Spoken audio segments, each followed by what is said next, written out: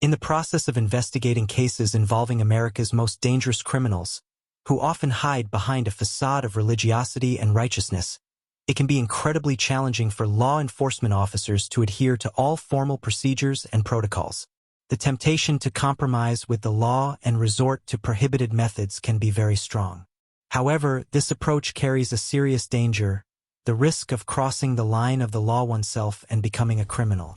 That is why today's story demonstrates how critically important it is to strictly follow all established rules and procedures during an investigation, so as not to create even more problems and not multiply the number of opponents of the law while trying to uncover the initial crime. Heather Quan's birthday was supposed to take place on December 25, 2006.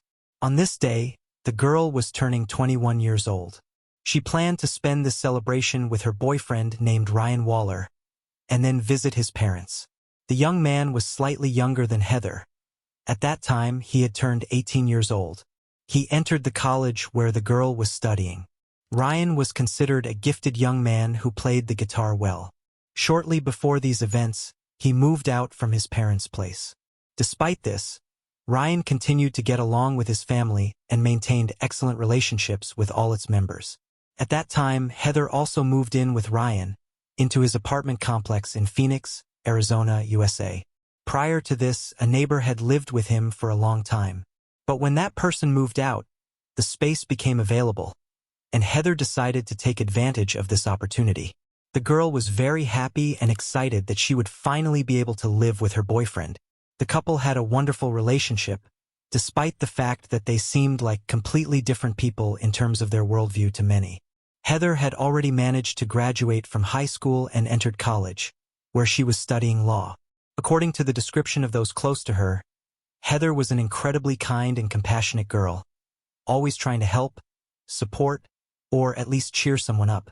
The young man was considered more restrained but seriously focused on the future. He also entered the same college. Despite the differences, the couple looked very harmonious. It seemed that they complemented each other, and the differences did not become a cause for misunderstandings. The couple's life together immediately turned out well. They had been living together for a month and a half already. On December 25, 2006, everything was ready in the young man's family. They were waiting for them for dinner. The table was set, but the birthday girl and her boyfriend were missing. Heather and Ryan did not arrive on time. The young man's family became worried, because such behavior turned out to be uncharacteristic for the couple. They were never late. But at first, the relatives decided not to raise the alarm and wait for some time, starting the festive dinner without them. The relatives hoped that the lovers were spending time together and lost track of time. Then, when the couple still wasn't there, they started calling Ryan's mobile phone, but he ignored the calls. Of course, this was a very important day for the family, so the relatives began to worry. They knew that the young man with his girlfriend would never miss the festive dinner, which was arranged not only on the occasion of Heather's birthday but also coincided with Christmas. Although Ryan's relatives had already started the meal, they decided to tear themselves away from the food, because they literally felt anxiety. Ryan's sister said that during the day she had driven to her brother's apartment, but no one opened the door for her. At that time, she did not perceive it as something strange, thinking that the couple was simply not at home, but now it seemed suspicious. It turned out that the family had not seen the lovers for 2 days already.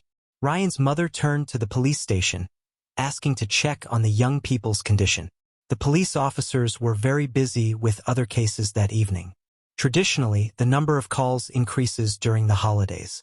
Since the reason initially seemed trivial, the patrol officers did not prioritize it. Therefore, they had to wait. The police officers arrived at the specified address only a few hours later. By this time, the concern of Ryan's parents had reached its peak. The father was already waiting for the officers near the apartment of the residential complex where the couple lived. Here, the man became even more alarmed, because his son was ignoring not only calls to his mobile phone but also knocks on the door. Heather was also not responding. After several attempts to get through to the young people, which turned out to be futile, the officers had only one way out. The police officers decided to break down the door. Once inside, everyone immediately realized that something terrible had happened. Ryan was found in the living room. He was brutally beaten, had broken eyes and a swollen face. There were torn wounds on his nose. However, the young man was still alive. It seemed that he was in a state of shock. Ryan could barely move and had difficulty answering the police officers' questions. They asked him about the girl. He said that she was sleeping in another room. But when the police officers went there, they found her lifeless. Heather was lying on the couch with a gunshot wound to the head. She had also suffered similar injuries as Ryan. Obviously, she had been beaten. Most of the blows were to the face, because it was all in abrasions, bruises, and wounds. The cause of death was a gunshot wound. The police officers immediately suspected that Ryan was involved in what had happened. The officers reasoned logically. First, he was the only one who remained alive in the apartment. Secondly, it turned out that Ryan had not received such serious injuries compared to his girlfriend. In addition, no signs of a break-in were found. The young man was behaving strangely. He had difficulty with coordination and speech, which only increased suspicions of his guilt. The law enforcement officers decided that the young man did not need medical assistance. Ryan was immediately put in a patrol car, and then they continued to inspect the crime scene. From the first seconds, he became the main suspect. Heather could no longer be helped. She had been dead for a long time about a day ago. Ryan behaved unusually from the very beginning. He was speaking incoherently. The police officers could not understand what had happened here at all, because Ryan insisted that he did not remember anything. It was obvious that he had spent many hours in this house next to Heather's body. The officers assumed that during this time he could have used it to try to hide what had happened, but he did not have time. Perhaps because the parents had raised the alarm and called the police. Instead of going straight to the police station, Ryan was first kept in a patrol car. According to the young man's father, named Don, it took about 4 or 5 hours before his son was finally taken to the station early in the morning and interrogated. At the station, Ryan's clothes were taken away under the pretext that they needed to be analyzed in the laboratory. Instead, he was given a thin cotton suit. He was officially informed that he was a suspect in the murder. From the very beginning, Ryan faced a detective named Paul Dalton, who completely ignored the fact that the young man could have received some serious injuries. He was not even examined by medics. At first, the guy was simply taken to the interrogation room and left alone. He did not look tense or agitated. Rather, he did not understand what was happening. He spent the first few minutes with his head on the table, muttering something incomprehensible under his breath. On the recording from the video camera that recorded everything that was happening, it was seen that he was talking to himself, but it was impossible to make out a single word. After about half an hour of such torment, an officer entered the room, and the interrogation began. The suspect was read his rights and asked if Ryan understood why he was here. The guy replied that he had no idea. He wanted to sleep and admitted that his head hurt very badly. Paul Dalton immediately started putting pressure on the detainee. Ryan insisted that he had no understanding of what had happened in his apartment. It was noticeable on the recording that Ryan was confused, depressed, or feeling unwell. He seemed to be barely able to string words together into sentences. Obviously, as a psychological defense, Ryan backed into a corner and sat there with his knees pressed against his chest, like a frightened kid. He repeatedly said that he just wanted to go home. However, Paul Dalton had other plans. He was going to get a confession from him about the murder. The longer this interrogation lasted, the stranger the suspect behaved. Ryan simply forgot his girlfriend's name. He could not answer this question, no matter how hard he tried. Ryan could not correctly pronounce her last name. At one point, he decided it was her nickname. Ryan could not state her age. He was sure that Heather was 16 or 17 years old, despite the fact that she had turned 21. When the police officer asked him about the bruise under his eye, the interviewee also pondered the answer for a long time but could not remember what had happened. In the end, he said that he might have had an argument with his girlfriend, and it was she who hit him. Perhaps such behavior was associated with the injuries sustained or the young man's condition. But this seemed unconvincing to the detective. He was sure that this was just Ryan's way of trying to fool him. After that, Ryan forgot his girlfriend's name again. He started telling the police officer that he was attacked by either Christina or Alicia. Given the strange answers, it was obvious that something was wrong with Ryan. He had difficulty stringing words together into sentences. He had large gaps in his memory. However, the police officer simply ignored this fact. He was convinced that the young man had been hit in the face, and that was it.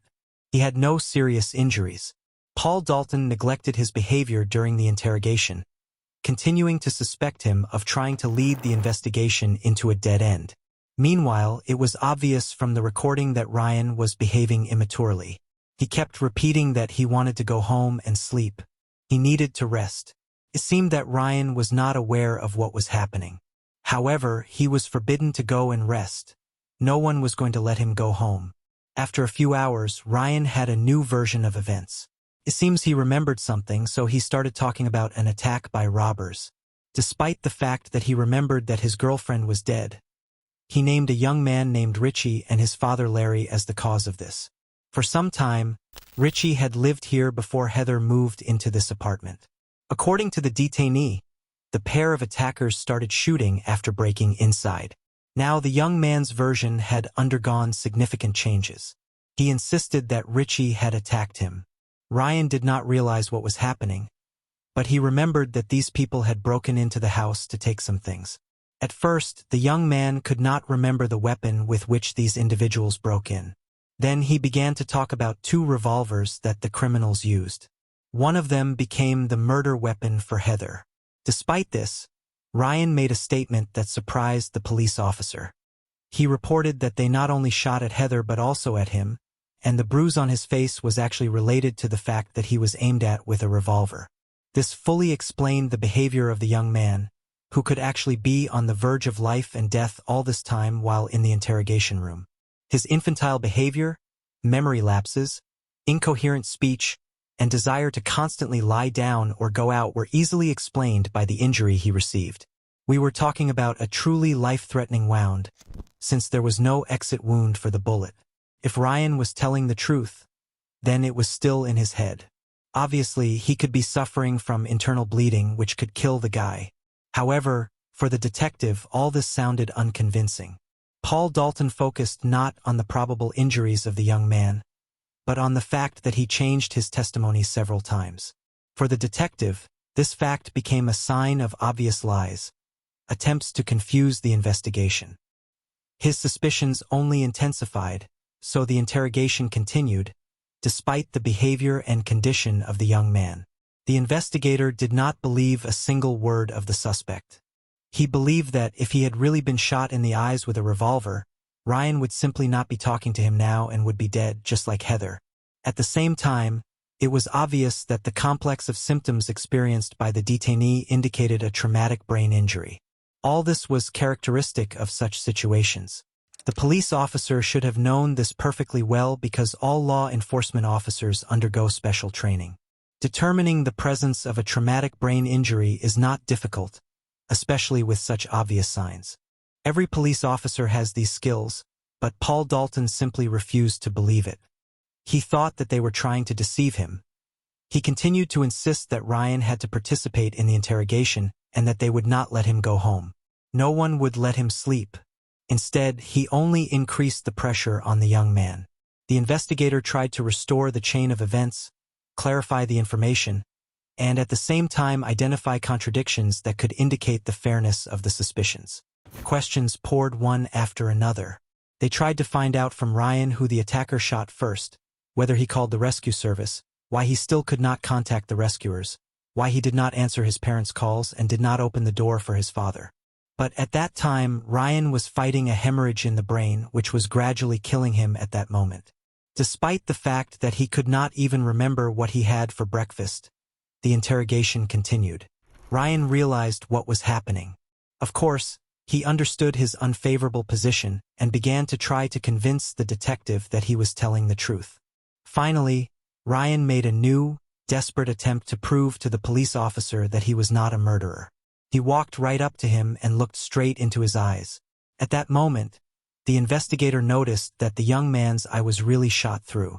Then he believed the guy and decided to take him to the hospital. It was necessary at least to make sure that the young man was all right. At the same time, the police officer did not take it seriously. He did not even support or help the young man to go outside. Ryan continued to walk to the exit on his own with a bullet in his head, leaning against the wall. Only outside did the paramedics put him on a stretcher and take him to the hospital. Ryan was taken to a medical facility. The medics quickly found out that his condition had significantly worsened due to the actions of law enforcement officers. He should have received help immediately after being found in the apartment. At least 7 to 8 hours ago. The doctors found a bullet in his head, a hemorrhage, but the worst thing was that Ryan could no longer be operated on because an infection had progressed in his head by that time. It was necessary to cope with the infection before the operation became safe. As a result, the bullet from the victim's skull was able to be removed only 3 days later. All this time, Ryan suffered from pain and cognitive problems. On December 28th, the victim was operated on. It took over a month for further recovery, during which the young man remained in the hospital. Unfortunately, the bullet and subsequent miscalculations in the police officer's behavior led to serious, irreversible damage to the brain, part of which was infected and simply ceased to function. The guy's left eye also could not be saved. But the worst were the seizures that the neurosurgeons discovered. They began during the recovery period. According to the medics, the guy would be haunted by them for the rest of his life. The neurosurgeons were convinced that if the police officers had immediately taken the victim to the hospital, the severity of the consequences could have been significantly reduced. Perhaps it was even possible to completely avoid such problems that he would now have to live with.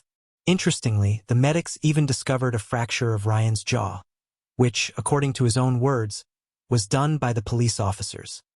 He behaved childishly and strangely, and this irritated the detectives.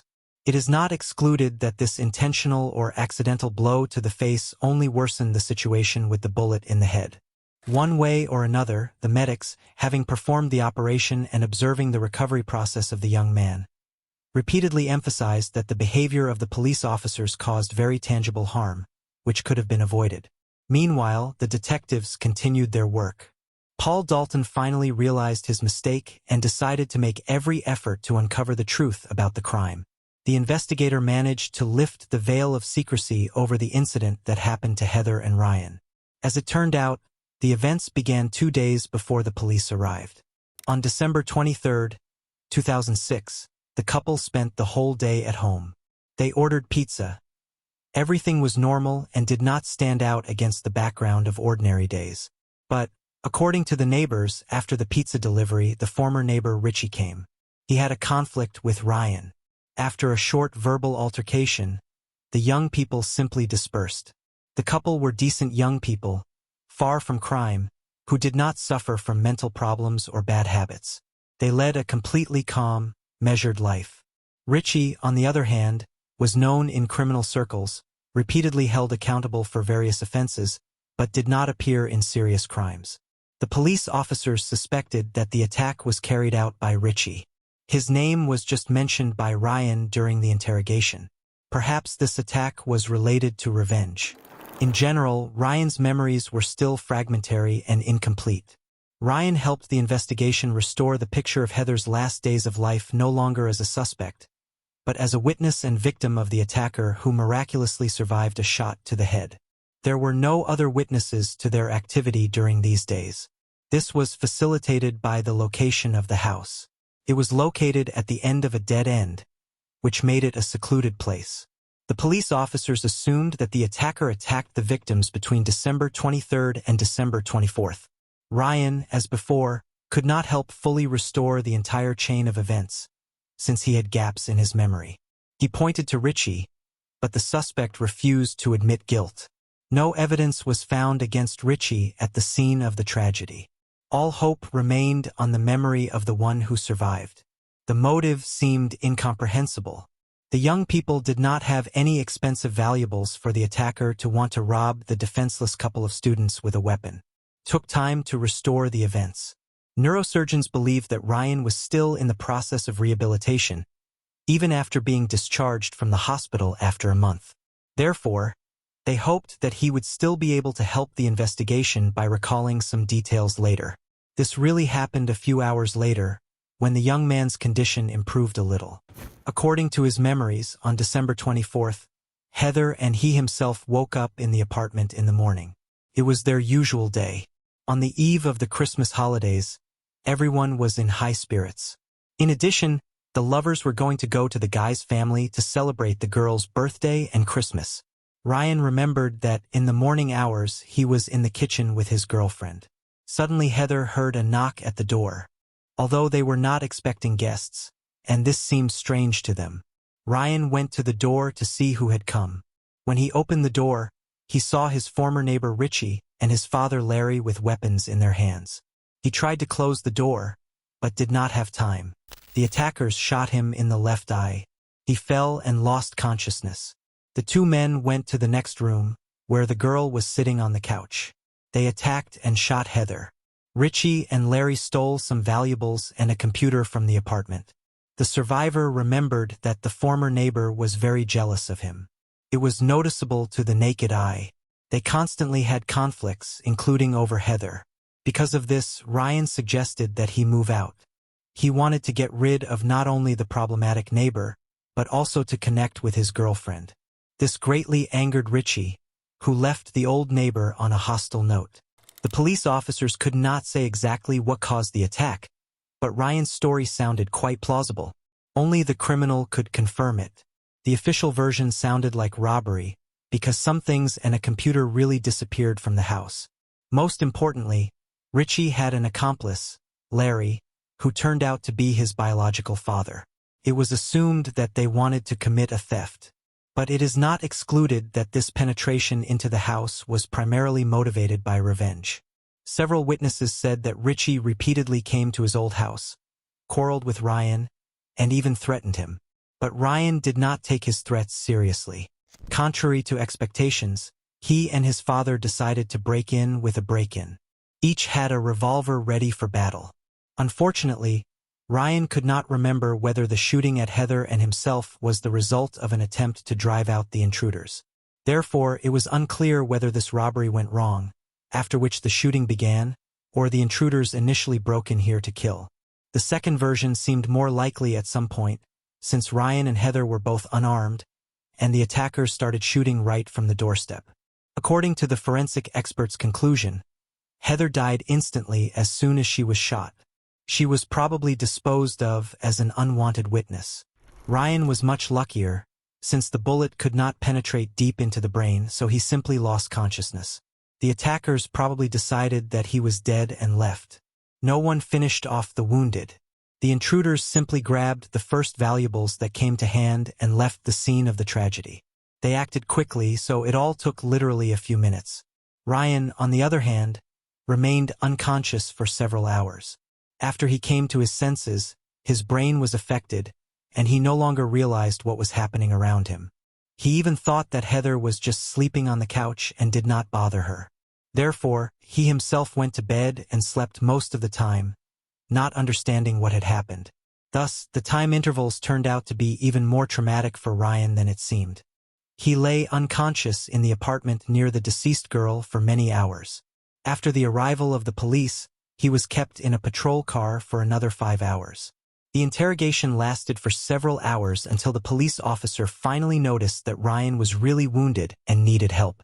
Since then, he had not received emergency assistance for about 7 hours, when every minute counted.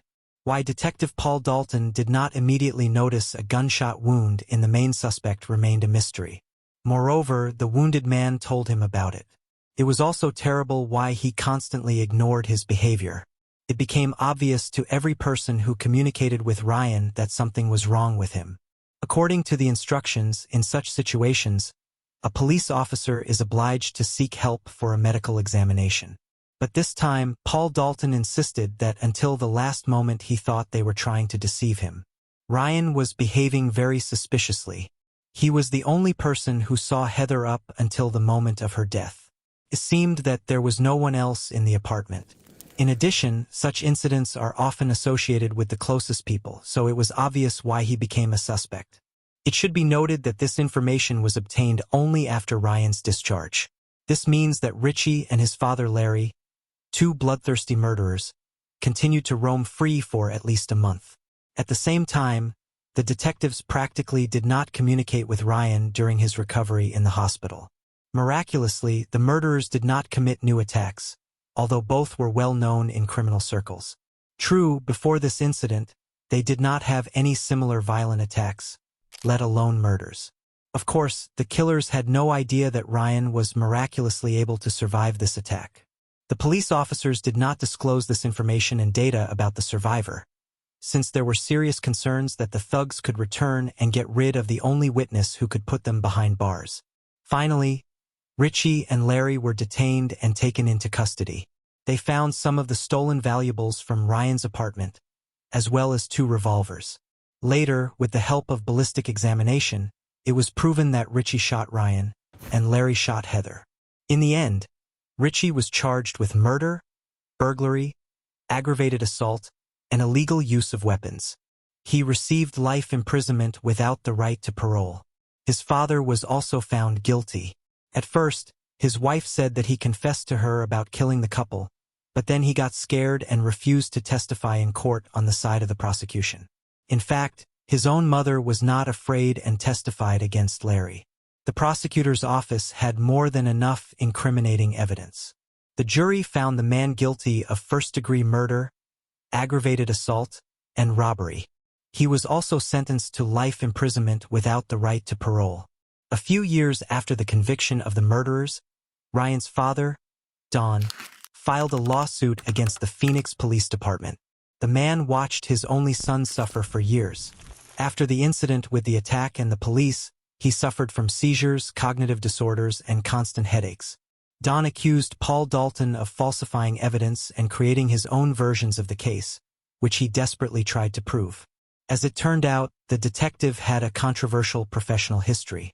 He did not always play by the rules. Unfortunately, Ryan did not see the results of these hearings. The guy lost his left eye and part of his brain. This greatly affected him.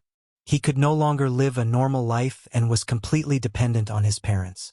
The guy, who miraculously endured a shot to the head and the pressure of the police, died from one of the seizures 10 years after the attack, on January 20, 2016. He fell and received a brain injury that turned out to be fatal. Of course, this whole sad situation attracted the attention of the local media. But Ryan's father and mother kept their distance from journalists. Don gave only one interview, talking about how he was trying to get justice for his son. He was convinced that Detective Dalton had finished what the attackers could not do, namely cause the death of his son. The outcome of this case is still unknown. So, this chilling story about the murder of Heather Quan and the attempt on Ryan Waller's life, unfortunately, is not an isolated case. It vividly illustrates how easily young lives can be cut short due to someone's anger, envy, and cruelty. Ryan's former neighbor Richie and his father Larry brutally dealt with the defenseless couple, apparently motivated by revenge and self-interest. However, the most outrageous thing in this story is the behavior of Detective Paul Dalton, who, due to his bias and unwillingness to understand the situation, almost brought the only witness of the crime, the wounded Ryan, to death. If the police officer had paid attention in time to the obvious signs of a serious injury and provided the young man with the necessary medical assistance, perhaps Ryan would not have suffered from such serious consequences and would have lived longer. Summing up this tragic story, we can bitterly state that it is a vivid example of how, due to human cruelty, envy, and anger, young lives filled with hopes and dreams can be cut short. Heather Quan and Ryan Waller became victims of a senseless and insidious crime committed by Ryan's former neighbor Richie and his father Larry. These cruel and heartless people broke into the loving couple's home and shot them, most likely motivated by a desire for revenge and enrichment.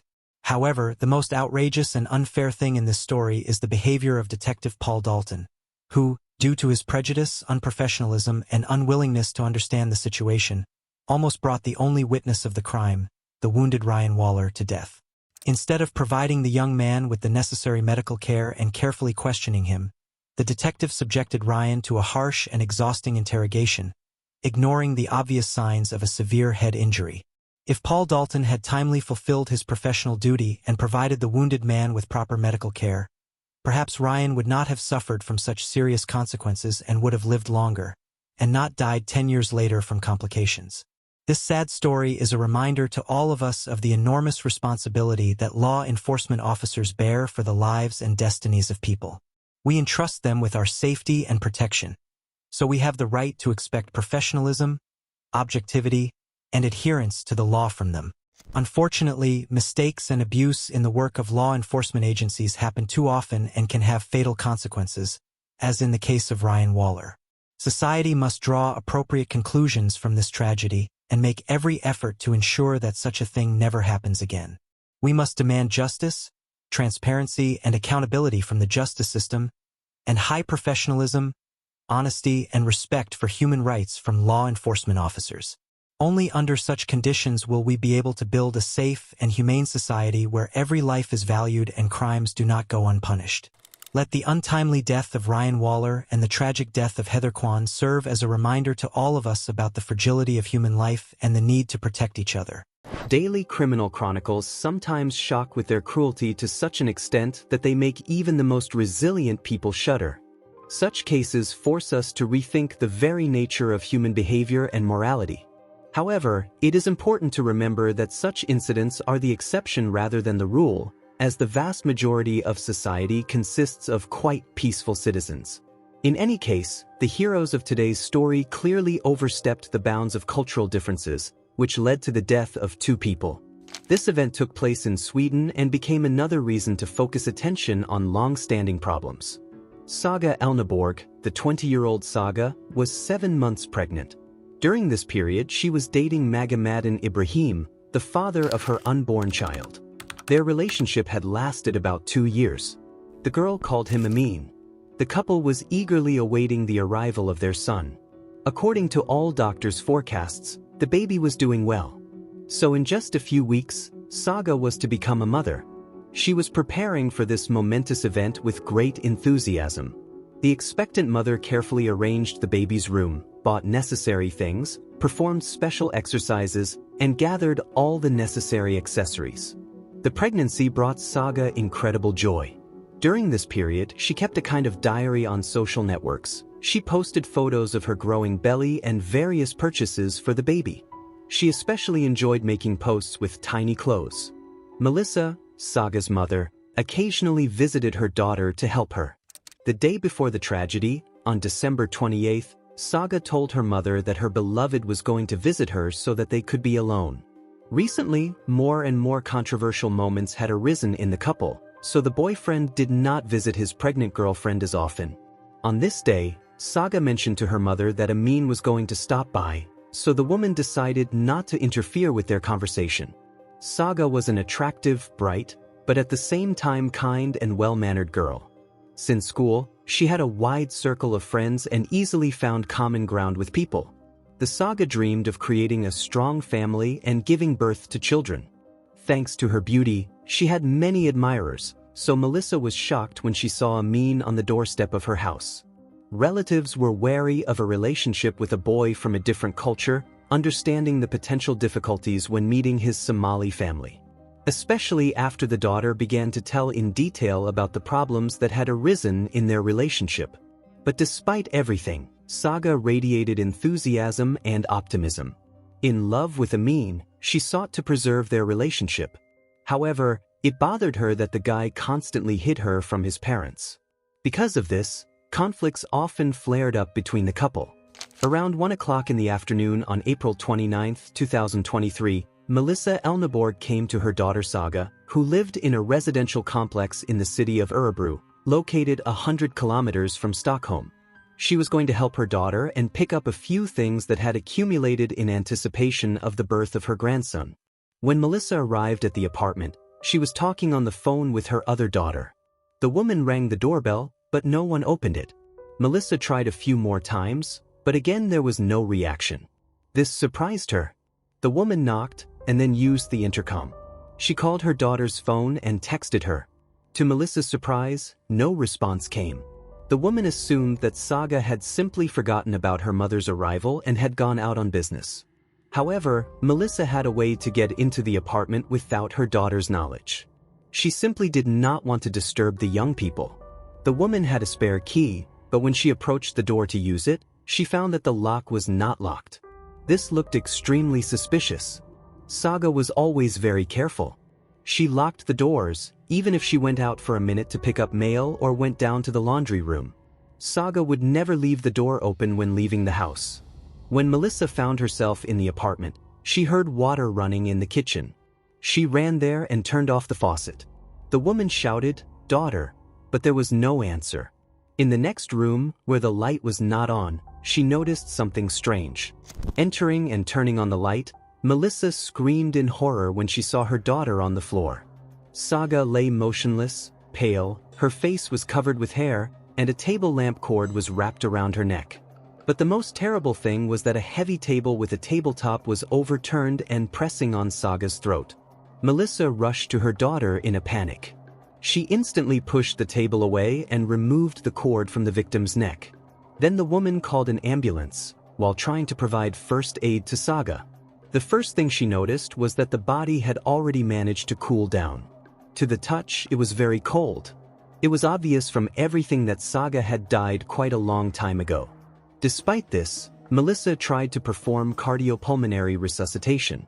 The ambulance arrived quickly, but as expected, the medics only pronounced the death of the young woman and her unborn child. The police officers who arrived at the scene carefully examined the apartment and the body. Saga had injuries to her head and face. It was all covered in clotted blood mixed with matted hair. There were no obvious signs of a struggle in the dwelling. However, some pieces of furniture were scattered. Jewelry boxes were overturned, and their contents were scattered on the floor. At the same time, no signs of breaking and entering were found. So at first, the detectives even considered the version of suicide. Of course, thanks to the help of the police and checking the data of the deceased's mobile phone, it was possible to find out that she could not voluntarily take her own life. Saga had no mental disorders or problems. On the contrary, she was full of life and happy, especially since she became pregnant. Saga was looking forward to the appearance of the child and could not kill herself and the baby. Forensic experts collected several sets of fingerprints at the crime scene. They also took DNA samples from under the victim's nails and from furniture for further analysis. The forensic expert determined that Saga died from strangulation. Probably, the time of death fell between 1 and 3 o'clock in the morning. Not only the 20-year-old mother, but also a boy weighing 1.7 kilograms ended up on the forensic expert's table. According to the results of the studies and analyses, it was found out that he was absolutely healthy. These conclusions only intensified Melissa's anger, who demanded just punishment for the criminal. What happened came as a real shock to Saga's mother, her entire family, and friends. No one suspected that a villain capable of a brutal massacre could be so close to her. Saga was too far from the criminal world to end her life path so tragically. Detectives immediately began an investigation, talking with the relatives of the deceased. Of course, the first was Saga's mother, named Melissa. The woman said that on April 28th, her daughter was going to meet with several friends at a local restaurant and spend time. Melissa herself also joined this company. She noticed that her daughter was constantly nervous and often checked her mobile phone. It seemed that Saga was worried. She said that she did not want to miss a message from her boyfriend. Saga shared that the young man was finally going to tell his relatives about her. But he was afraid that they would not correctly perceive the fact that Saga was in her 7th month of pregnancy, and at the same time, the couple had not officially married. According to Saga, Amin was very worried about this and was on the verge of a nervous breakdown, because he knew that most likely, his parents would not approve of this relationship. They were Somalis, Muslims, adhered to strictly conservative views. Saga herself was a citizen of Sweden, half Thai, half European, had modern views, and her boyfriend, along with his family, turned out to be a refugee. The father and mother brought him when he was still a small child. In fact, Amin himself grew up in Europe, was more modern than his family, but respected traditions. It was also a big problem that his family members were Muslims, while Saga's relatives were Christians. Due to the difference in views and traditions, conflicts often flared up between them, and the relationship was rather tense. After visiting the restaurant, Saga said goodbye to her mother and friends. They wished Saga good luck. not suspecting that they were seeing her alive for the last time. It turned out that after returning home, Saga was killed. Detectives assumed that Amin could have managed to tell his family about his relationship, which caused their aggressive reaction, which led to the tragedy. For this reason, at an early stage of the investigation, the possible involvement of the young man's relatives in the murder was checked. Suspicion was aroused by the behavior of the guy's mother, who left the house late in the evening. But later it was possible to confirm that she simply went to the store and returned in about 15 minutes. No evidence of the involvement of Amin's relatives in the murder was found. The woman also aroused suspicion with her aggressive attitude towards her son. Once she found out that the car that Amin was using was parked near Saga's house. By this time, the family already suspected that their son had a relationship with a Christian woman. After the incident with the car, the mother furiously wrote to Amin that the guy was no longer a welcome guest in her house. She believed that if he violates traditions, it is better to cut him off. But the young man insisted that he did not go to those people's house, and he managed to convince his mother of this, but with great difficulty. According to Melissa, from the very beginning of the pregnancy, the relationship in the couple deteriorated. There were rumors that Amin insisted on an abortion, fearing a negative reaction from his family. Despite this, Saga decided to keep the pregnancy and give birth to the baby. Saga stated that, if necessary, she would be able to raise him on her own. Back in the fall, in October, she told her family about the pregnancy. Everyone was happy, just like Saga herself. Nevertheless, during this period, the couple was on the verge of breaking up.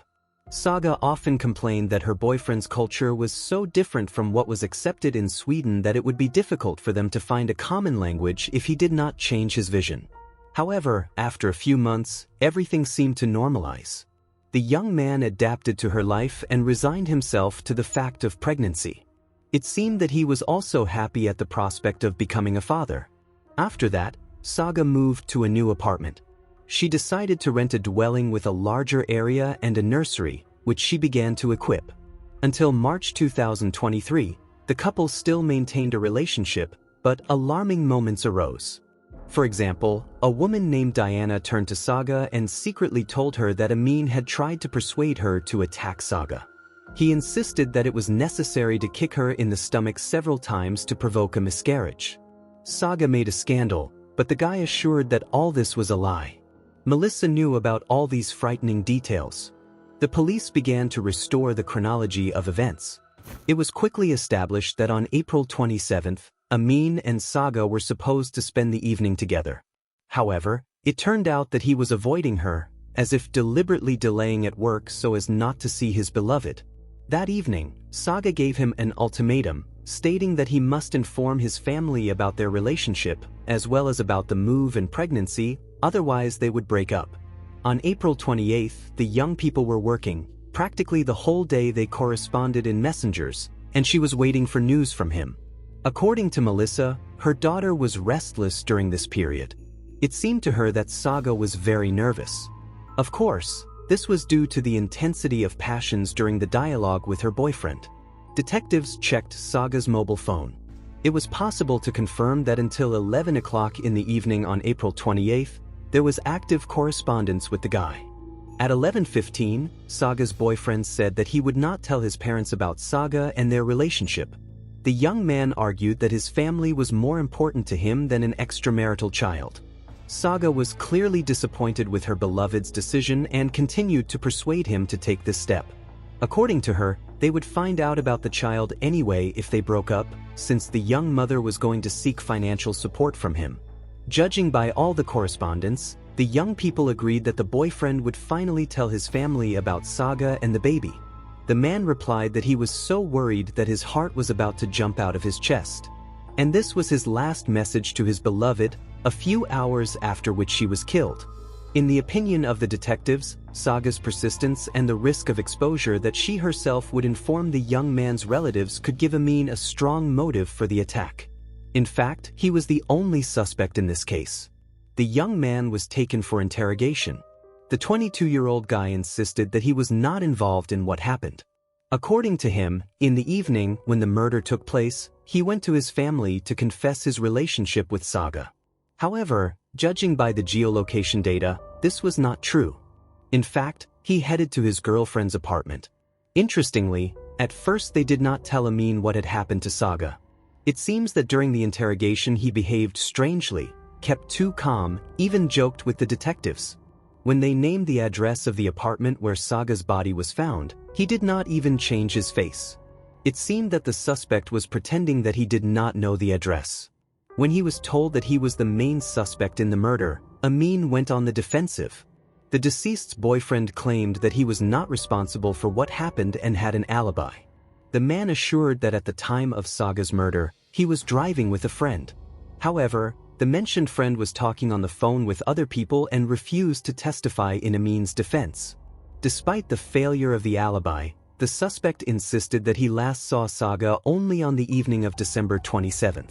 But this already began to contradict his previous statements. After all, we were talking about the same apartment, the address of which he allegedly did not know. The suspect young man began to say that he came here and talked with his girlfriend about sore points, in particular about the need to confess to his parents. In turn, Saga insisted that Amin move in with her so that the young people could create a full-fledged family. During the investigation, detectives confirmed that the boyfriend had never spent the whole night with her in the new apartment. Fearing that his family would expose him, the young man repeatedly promised to arrange a move. But when it came to confirming promises, he refused every time under various pretexts. Due to the suspicious behavior of the young man, it was decided to arrest him and take him into custody until the circumstances were clarified. Amin was imprisoned for several months. Finally, the prosecution was able to provide convincing evidence of his guilt. According to the prosecutor's office, there was more than enough material for a victory at the hearings. During the investigation, even specially trained dogs were used, which made it possible to confirm the belonging of several pieces of evidence and traces at once. The lawyer insisted that using a dog as the main argument was not possible, since it was not a sufficiently reliable source of information. Nevertheless, these were far from the only evidence. They waited the longest for the comparison of the analysis and DNA materials, which dispelled all doubts. Magomadin turned out to be the killer. Detectives convincingly proved that it was he who strangled his girlfriend by wrapping a lamp cord around her neck when Saga was sleeping on the sofa. However, according to the police, this was not enough for the villain. He dragged Saga to the floor and pushed a 30-kilogram table up to her. Apparently, he tried to knock the table over on her stomach in order to interrupt the pregnancy in this way. However, Saga desperately resisted, so she was able to protect the baby, receiving a hip injury in the process. Then the criminal decided to push the victim with the same tabletop and put it on edge on Saga's throat. Saga was exhausted, stopped resisting, suffocating, unable to throw off the heavy object. When Saga died, the tabletop remained on her throat, pressing her to the floor. Subsequently, it left a deep mark on her body. After the cold-blooded crime, Amin staged a robbery by scattering several drawers. The defense, on the other hand, insisted that Saga had fallen victim to robbers who had stolen money and several household appliances. The prosecution believed that this staging only aggravated the degree of the criminal's guilt. The fact is that a number of missing items were later found in Amin's possession during searches. The young man, in turn, claimed that these were his personal belongings, as well as those that his friend had given him. A weighty argument was the fact that traces of the guy's DNA were found under the victim's nails. In addition, the forensic expert found out that Saga had sexual intercourse with a partner shortly before her death. He insisted that this happened by mutual agreement when Saga was still alive, a few days before her death. Of course, the prosecution doubted the veracity of the criminal's words. The prosecution also focused the jury's attention on the lies that permeated all the interrogations of the suspect. A lot of traces of his DNA were found in the victim's apartment. Despite the fact that at first the boyfriend claimed that he did not know this address at all and had never been there. The investigators even managed to prove that a woman named Diana, who complained about Amin, was really telling the truth. Several alarming records were found in the young man's search history. In particular, he tried to find out if a kick to a mother's stomach could kill an unborn child. Numerous correspondence between the characters of the story which was conducted since November 2022, was demonstrated at the hearings. It was during this period that discord began between them on the basis of pregnancy. Judging by the latest dialogues between the lovers, which took place on April 28, Saga tried in every possible way to encourage Amin to finally tell his family about her. She was clearly pressuring him, which the defendant's defenders also referred to. However, this in no way justified the crime committed. The prosecution was confident that instead of going to his relatives, the criminal came to his girlfriend's apartment. He never intended to tell his family about her, fearing their reaction. But Saga drove him into a corner with her demands. Here he dealt with her in cold blood and cruelly, because of a banal fear of his parents. The defense believed that the DNA samples of the accused under the victim's nails could have appeared a long time ago, since the couple was in a relationship. However, Melissa insisted that her daughter regularly took a shower and did it shortly before her death. Saga's mother knew firsthand about Saga's cleanliness, especially during pregnancy. Sometimes it seemed to her that Saga was even excessively picky about these issues. She definitely could not remain dirty for more than a day from the moment of meeting with the guy. It was obvious that the expectant mother had taken a shower and put on clean clothes. So all the DNA traces that remained on her body and things were fresh and appeared precisely in the process of reprisal. Interestingly, after Saga's death, Amin immediately deleted her from his Snapchat, from social media pages, and also cleared the correspondence for the last few days. It became clear to the detectives that he was trying to hide his connection with the crime. The deleted data was easily restored and replenished the treasury of incriminating evidence. Although there was no direct evidence here, the behavior of the killer clearly indicated that Saga was not indifferent to him. During the investigation, it was possible to record that around 8 o'clock in the evening, Magomed Amin was near his beloved's apartment building. At the same time, he continued to correspond, being at a distance, not approaching and not moving away, as if waiting for something. Probably, during this period, he tried to gather the courage for an attack or wanted to make sure that Saga would fall asleep. Then there was a sharp silence. As it turned out, in the period from midnight to 2 o'clock in the morning, the guy's mobile phone was not used. At the same time, his friend Samir tried to contact him. He called, but was ignored, since the attacker had airplane mode activated. The call signal was recorded in the same residential complex where Saga moved. This also made it possible to expose another lie of the main suspect. According to him, during this period he was at home with his parents. Amin's mobile phone only started working at 2:16 in the morning. This time exactly coincided with the forensic expert's conclusion about the time of death of the young mother and baby.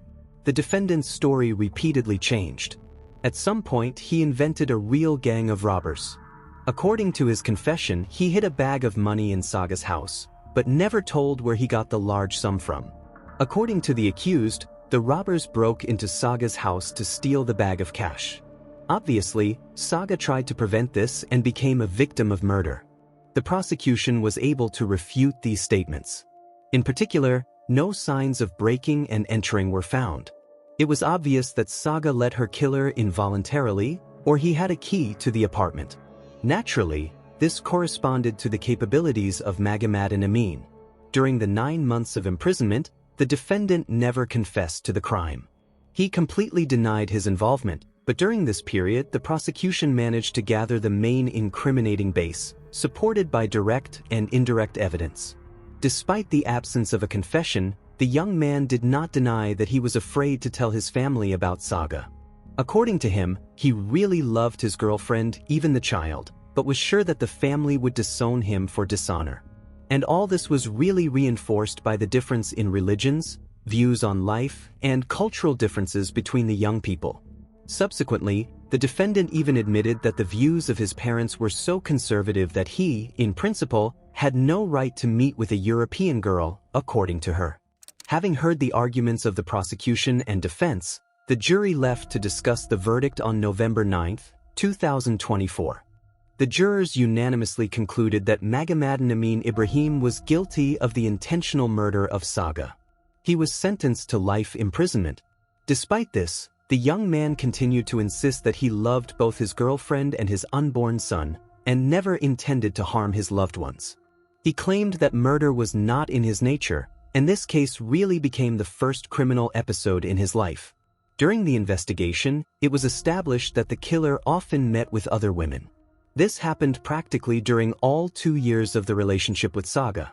Despite the fact that he denied any connections on the side, it was proven that the defendant repeatedly met other girls, and the relationship often came to intimacy.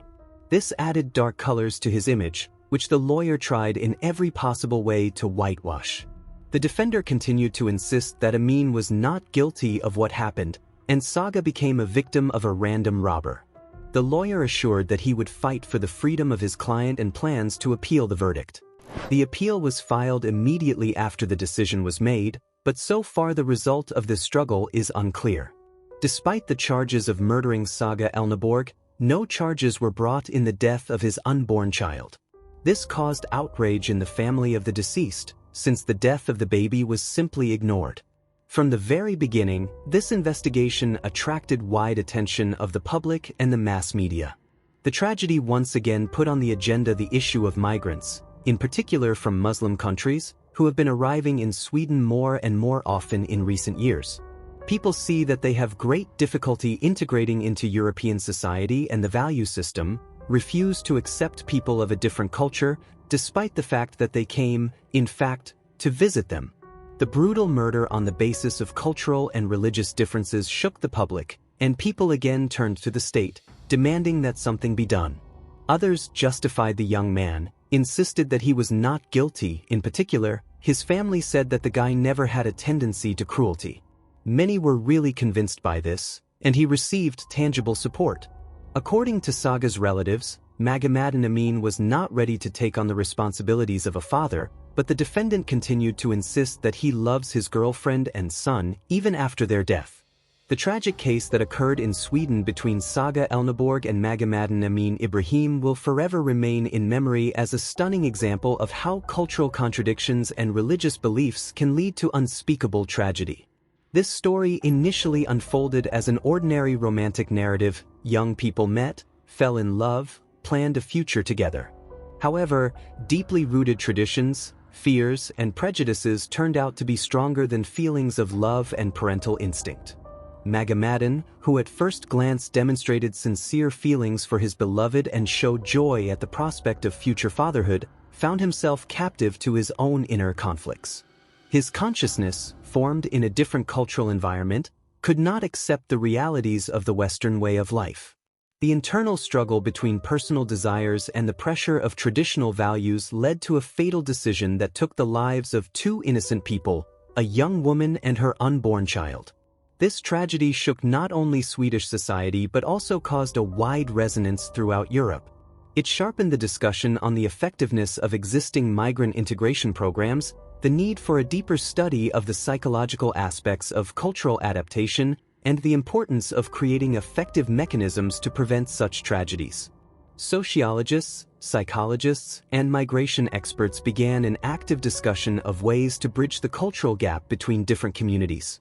The case of Saga and Magomed became a catalyst for important social changes. It forced many to think about how to build a truly inclusive society where different cultures do not just coexist, but enrich each other.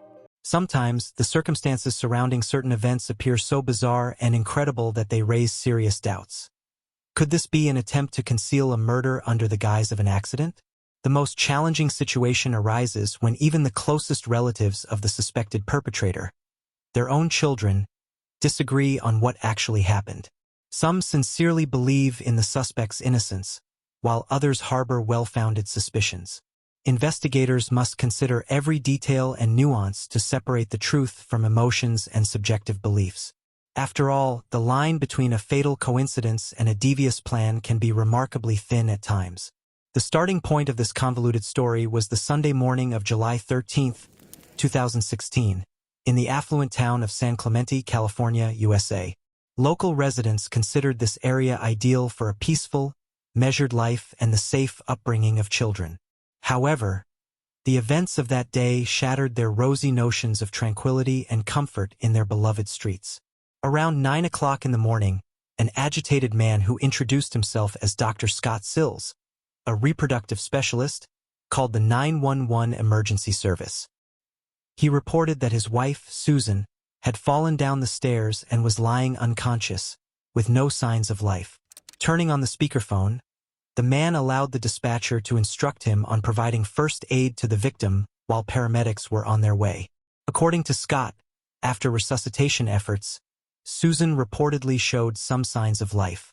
However, when the medics arrived at the scene, they were surprised to find that Suzanne was already dead. Her lifeless body, covered in clothing, lay on the floor surrounded by rather strange objects: a stainless steel pot, a wallet, an empty medication container, and a scarf. It was particularly alarming that the pot stood unusually upright next to the corpse, as if deliberately placed there.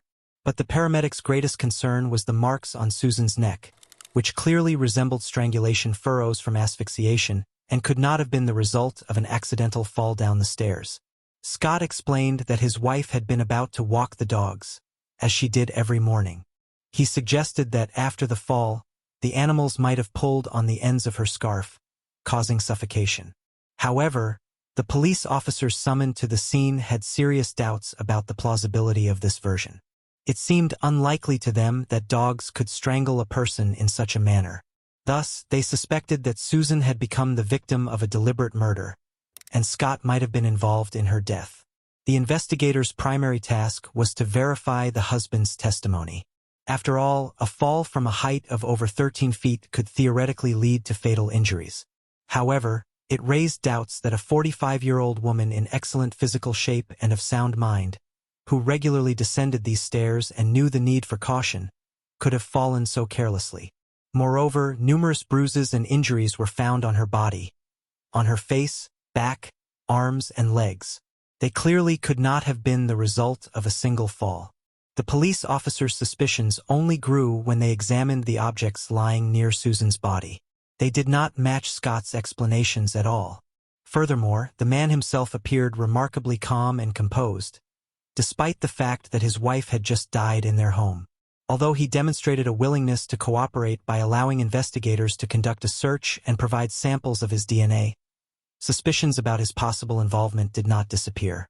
Simultaneously, one of the officers began questioning the Sills children, 12-year-old twins Eric and Mary Catherine. The teenagers reported that the previous evening, their mother had suffered from a severe migraine attack, which happened to her periodically. Due to the unbearable pain, Susan had gone to rest in her daughter's dark room. Susan took a pot with her in case of nausea and a container of painkillers which she took during the attacks. According to the children, their parents had a warm, loving relationship and rarely argued.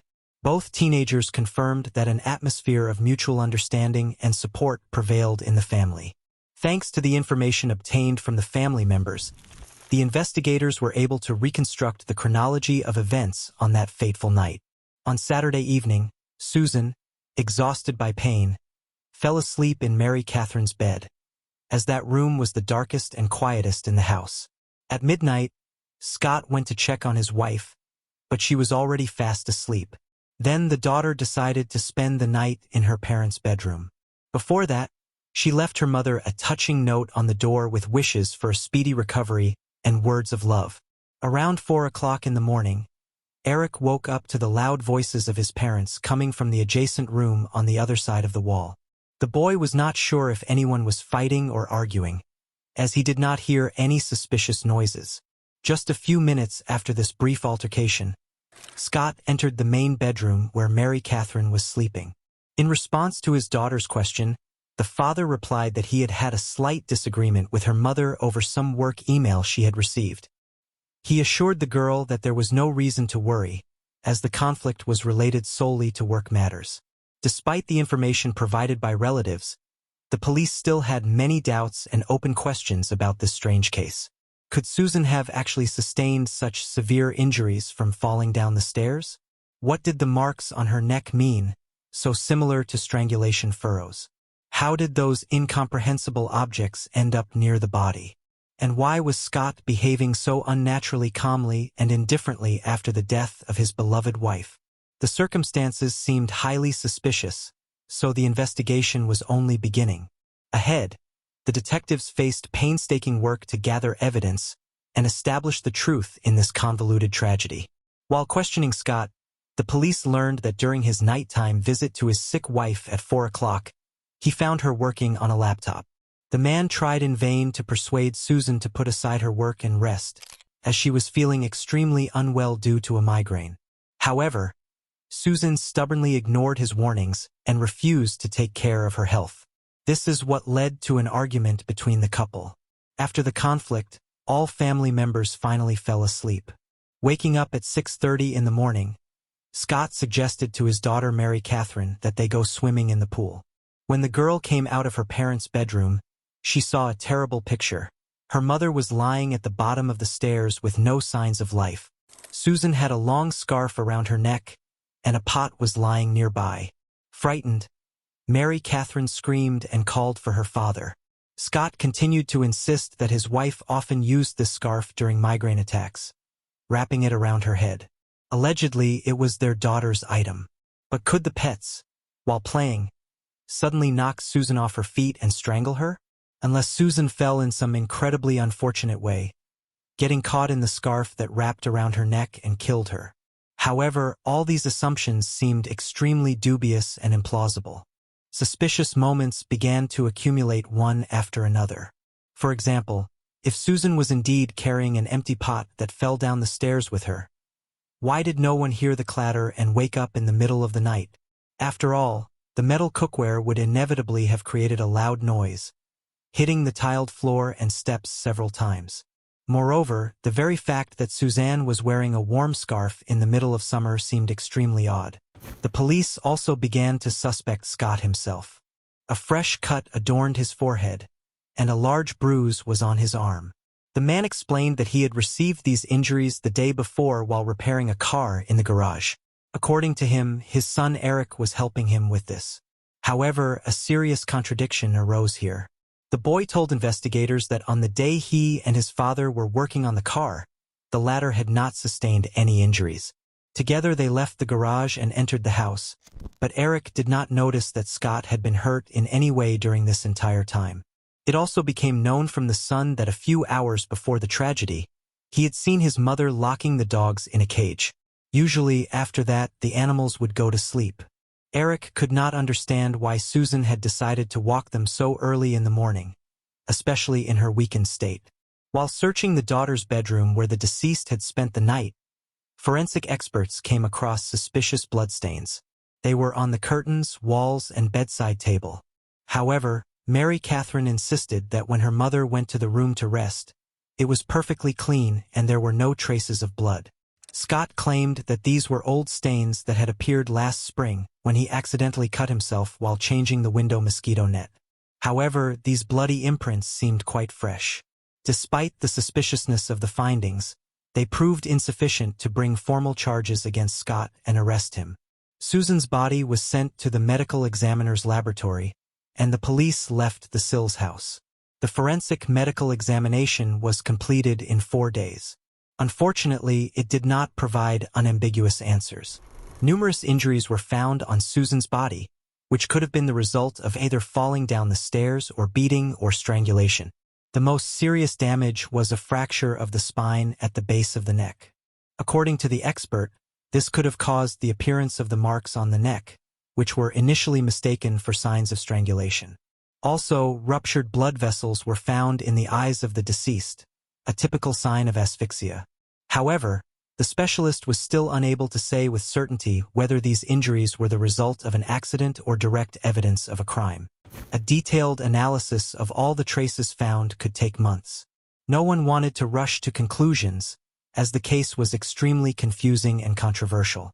Forensic experts focused on examining other evidence collected at the Sills home. First of all, the bloodstains in the room aroused suspicion. Not only were they sent for examination, but also other physical evidence.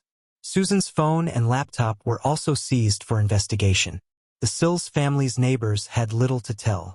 The couple worked a lot and had almost no contact with those around them, so none of them had valuable information about the atmosphere within the family. Also, none of the neighbors had heard anything suspicious either at night or on the evening before the tragedy. Then the investigators decided to identify the circle of people with whom Susan had closely communicated through her medical contacts. This bore fruit. A witness was found who shed light on the real state of affairs between the couple. But the students taught by Scott described him as a cheerful and good-natured man who always showed up for classes in an elegant three-piece suit. Among them were those who had repeatedly met with Dr. Sills outside of classes. Everyone called him an extremely kind person. One girl even recounted how he had lent her money several times when she could not afford lunch or call a taxi to get home. Scott had always treated this student from a poor family with great understanding and compassion. It seemed that a brilliant future awaited Scott Sills from the very beginning. After graduating from school with flying colors, he first enrolled in law school and then in medical school. A sharp mind, determination, and diligence allowed him to become a successful specialist in the field of reproductive medicine. It was thanks to his profession that Scott met Susan.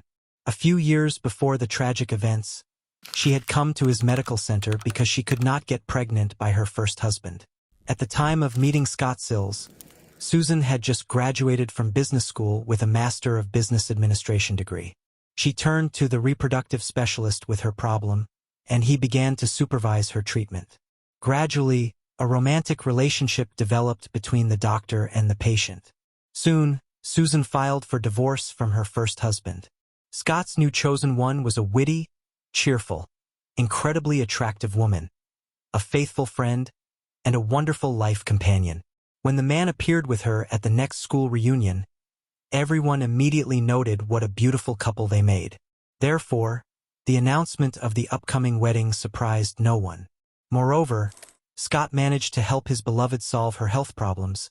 Thanks to IVF, Susan became pregnant and gave birth to twins. Inspired by success, Suzanne was convinced that her husband was a true genius in his field, an expert who should help many women by working privately. Thanks to Susan's activity and skills, as well as Scott's expertise, the couple opened their own clinic in April 2015. In fact, the wife helped her husband build the business and ran it. She dealt with management tasks, while Scott acted as a doctor and performed all the procedures. Through this activity, the Sills family quickly became wealthy.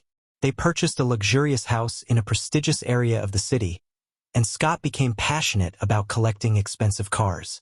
The family did not deny themselves anything. By that time, Dr. Sills had already become a celebrity in his field. He was recognized on the streets, as he had repeatedly appeared on television, published several books, and regularly contributed to professional publications. Scott was highly valued and trusted as one of the best experts in his field. It seemed that this man was working in an ideal tandem with his active, intelligent, supportive wife. However, shortly before the tragedy, disputes arose in the couple over a certain photo that appeared on Susan's social media page. After that, friends noticed tension in the couple's relationship.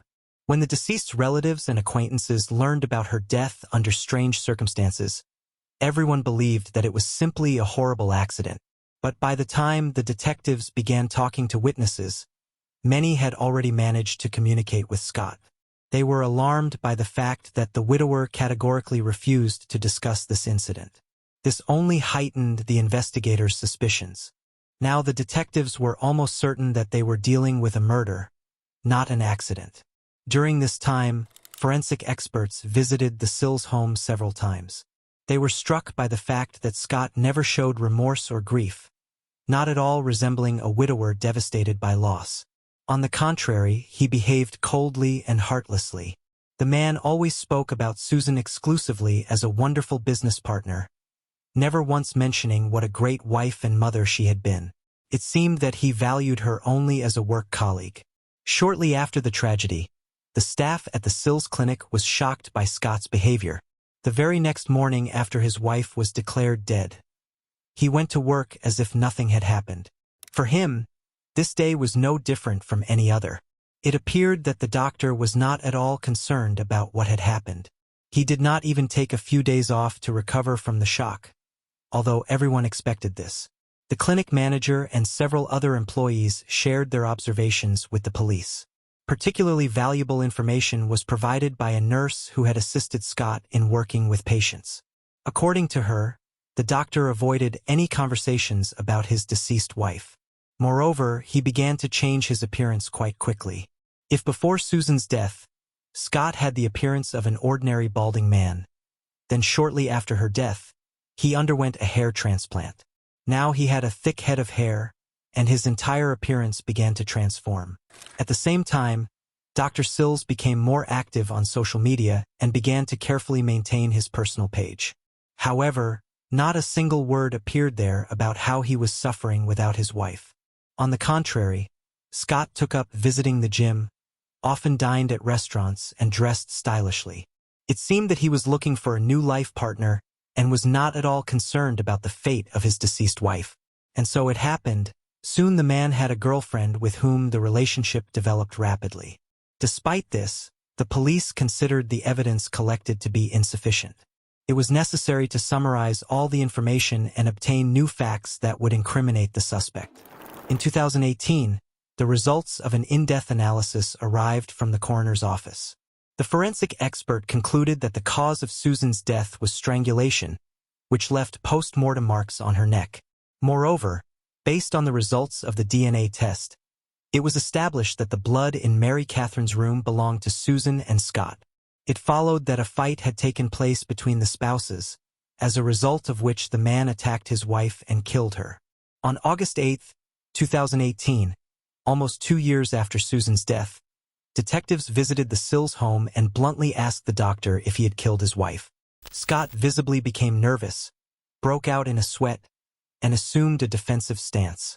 In response to the accusations, the man continued to deny everything.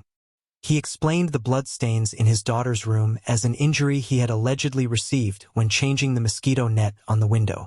But then how did Susan's blood end up there? After all, Mary Catherine insisted that she had not seen any stains until the moment the police arrived at the scene and found her mother lifeless. Although the police were almost certain of the crime, they were in no hurry to bring charges against Scott. The man continued to insist on the version of an accident. To gather more evidence, the investigators decided to thoroughly examine the contents of the deceased's phone. They hoped to find information on social media that would help establish a motive for the murder. And indeed, they soon came across several alarming moments.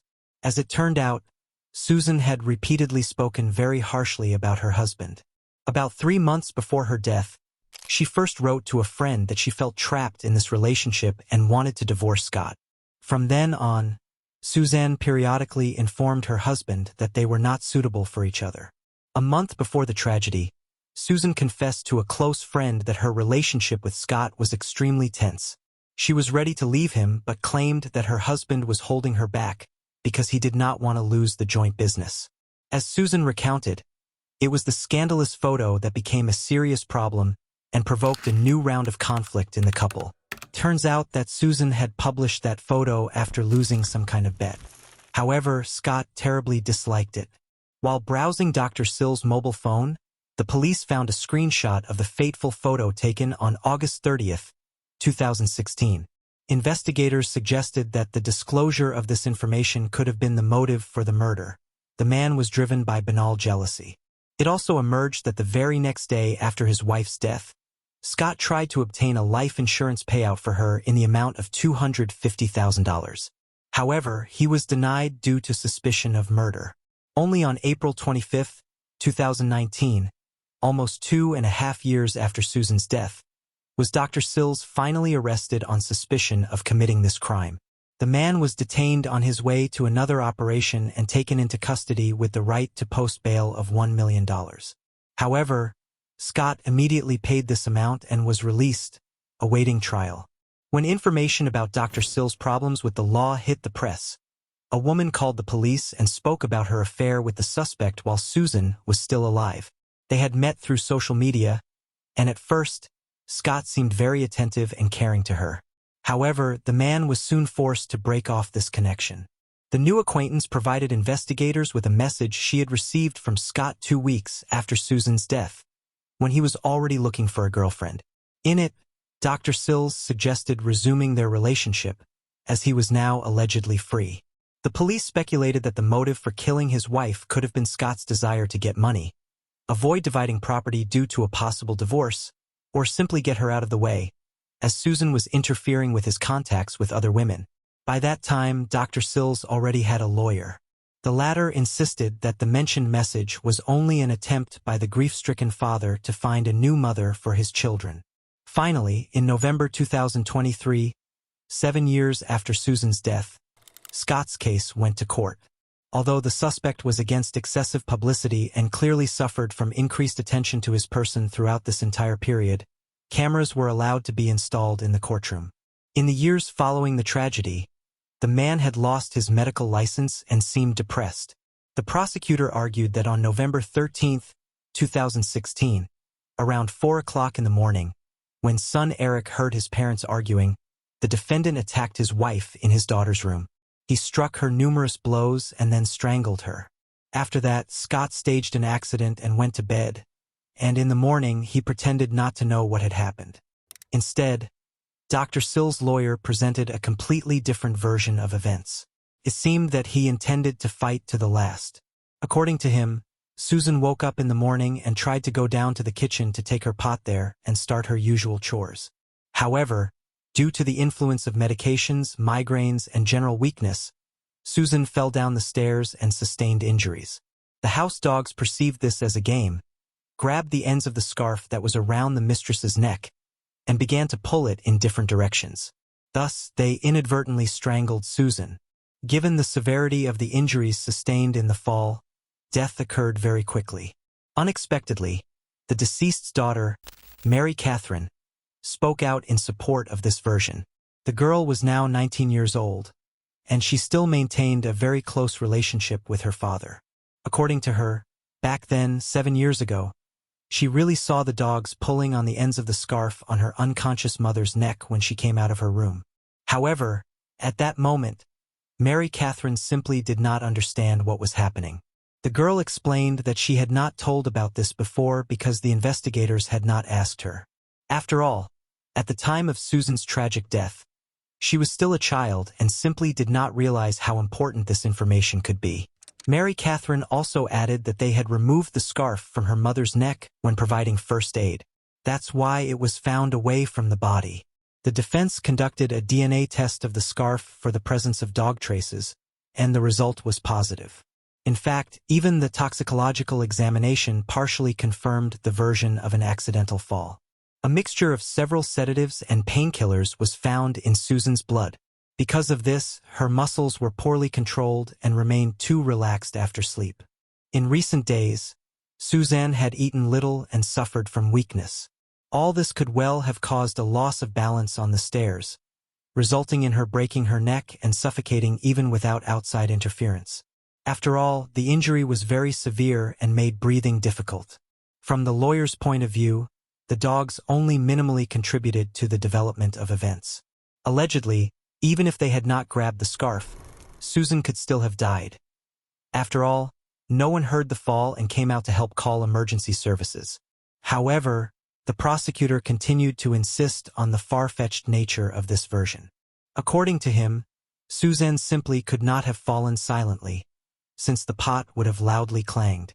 The prosecution was convinced that it was Scott who used the scarf to strangle his wife. However, the deceased's daughter claimed that her mother often wrapped herself in that scarf during migraine attacks, as it gave her peace. Then the prosecution went on the attack using its main trump card. It turns out that during the examinations of the house, experts did not find a single trace of Susan's DNA on the stairs. If she had really fallen, drops of blood or other biological traces would inevitably have remained on the 13-foot-tall staircase. But nothing of the kind was there. Thus, according to the prosecution's version, the man himself had brought his wife's body down, staging a fall. The prosecutor focused attention on the suspicious location of Susan's body. The 911 dispatcher had instructed Scott to perform cardiopulmonary resuscitation on his wife on a flat surface. However, when the medics arrived at the couple's house, the deceased's leg was still on a step. So, the man had not provided her with assistance, but only pretended. The prosecutor emphasized that Scott had not moved his wife because he wanted to demonstrate the connection between her death and the stairs at any cost. Sill's lawyer also denied that the blood in the daughter's room had appeared as a result of a fight between the spouses. According to him, it could have gotten there by accident and not necessarily at the same time as the husband. Instead, the prosecution continued to insist that the defendant had a strong motive, as the photo published by Susan had aroused jealousy and anger in him. Eric's words that his father had not received serious injuries while repairing the car were also called into question. After all, we were talking about a teenager who, like his sister, could have missed something or gotten confused. Scott himself decided not to testify at the trial, which lasted 3 weeks. Finally, after the closing speeches of the prosecution and defense, the decision remained with the jury. After 3 hours of deliberation, the jurors concluded that 58-year-old Scott Sills was not guilty of first-degree premeditated murder. However, he was found guilty of second-degree murder. Now, the man who had given life to dozens of babies through his IVF practice was accused of killing his own wife and mother of his children. Scott was sentenced to life imprisonment with the right to parole after 15 years. Upon hearing this verdict, Mary Catherine burst into tears right in the courtroom. The girl was confused, as she had now lost not only her mother but also her father. She insisted that it was a miscarriage of justice and intended to seek justice together with Scott's lawyer. But the sentence remained in force. Thus, the story of Susan Sill's death and the trial of her husband Scott once again proved that even seemingly perfect families can hide terrible secrets. This tragedy shook the quiet Californian town of San Clemente and was long remembered by all its residents. Despite all the doubts and contradictions, the jury found Dr. Sills guilty of second-degree murder. Now the successful reproductive specialist who had helped so many couples become parents will spend at least 15 years behind bars. And although some relatives, in particular daughter Mary Catherine, continue to believe in his innocence, the court's verdict remains in force. What lessons can we learn from this chilling story? First of all, it is worth remembering that even the most prosperous-looking relationships can turn out to be toxic and even dangerous. One should not ignore alarming signals and changes in a partner's behavior. Is there anything more horrifying than the cold-blooded murder of a defenseless child, especially when it is committed by their own father, the person who, by nature, is meant to protect and nurture their offspring? However, there is an even more chilling thought: the realization that the real killer is actually a stranger, an outsider who roams free, continuing to take the lives of innocent people. This idea sends shivers down the spine, as it means that the monster capable of such cruelty remains unpunished and has the opportunity to continue sowing evil and pain, destroying the fates of more and more victims. Such injustice makes even the most resilient hearts shudder and calls into question the very existence of higher powers. For how can it be allowed that a murderer whose hands are stained with the blood of the innocent still remains at large? On Mother's Day, May 12, 2005, Arthur Hobbs, along with his son Jerry, were searching for his granddaughter Laura in Beulah City Park, located near their home. 8-year-old Laura Hobbs and her best friend, 9-year-old Crystal Tobias, had decided to go on a small bicycle ride. The girls promised to return in an hour but vanished without a trace. The search lasted almost all night. Near the park was a deep ravine, around which a walking trail ran. Only early in the morning, in the dim light, having climbed a hill, Laura's father and grandfather found her bicycle. However, Laura herself was nowhere to be seen. The search continued. Finally, after a few hours, a couple hundred meters from the bicycle, in the muted morning light, the father and grandfather noticed 2 suspicious motionless figures lying on the ground.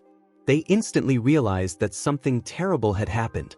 Upon reaching the spot, Jerry and Arthur found the schoolgirls with numerous stab wounds. Laura and Crystal were dead. Obviously, the massacre inflicted upon them was extremely brutal and lasted a long time. Both Laura and her best friend Crystal lived in close proximity to the park where the tragedy occurred. Unfortunately, even the short distance to home did not save Laura and Crystal lives. Both were residents of the town of Zion, Illinois, USA, with a population of about 20,000 people. The brutal murder of 2 children shocked the small community to its core.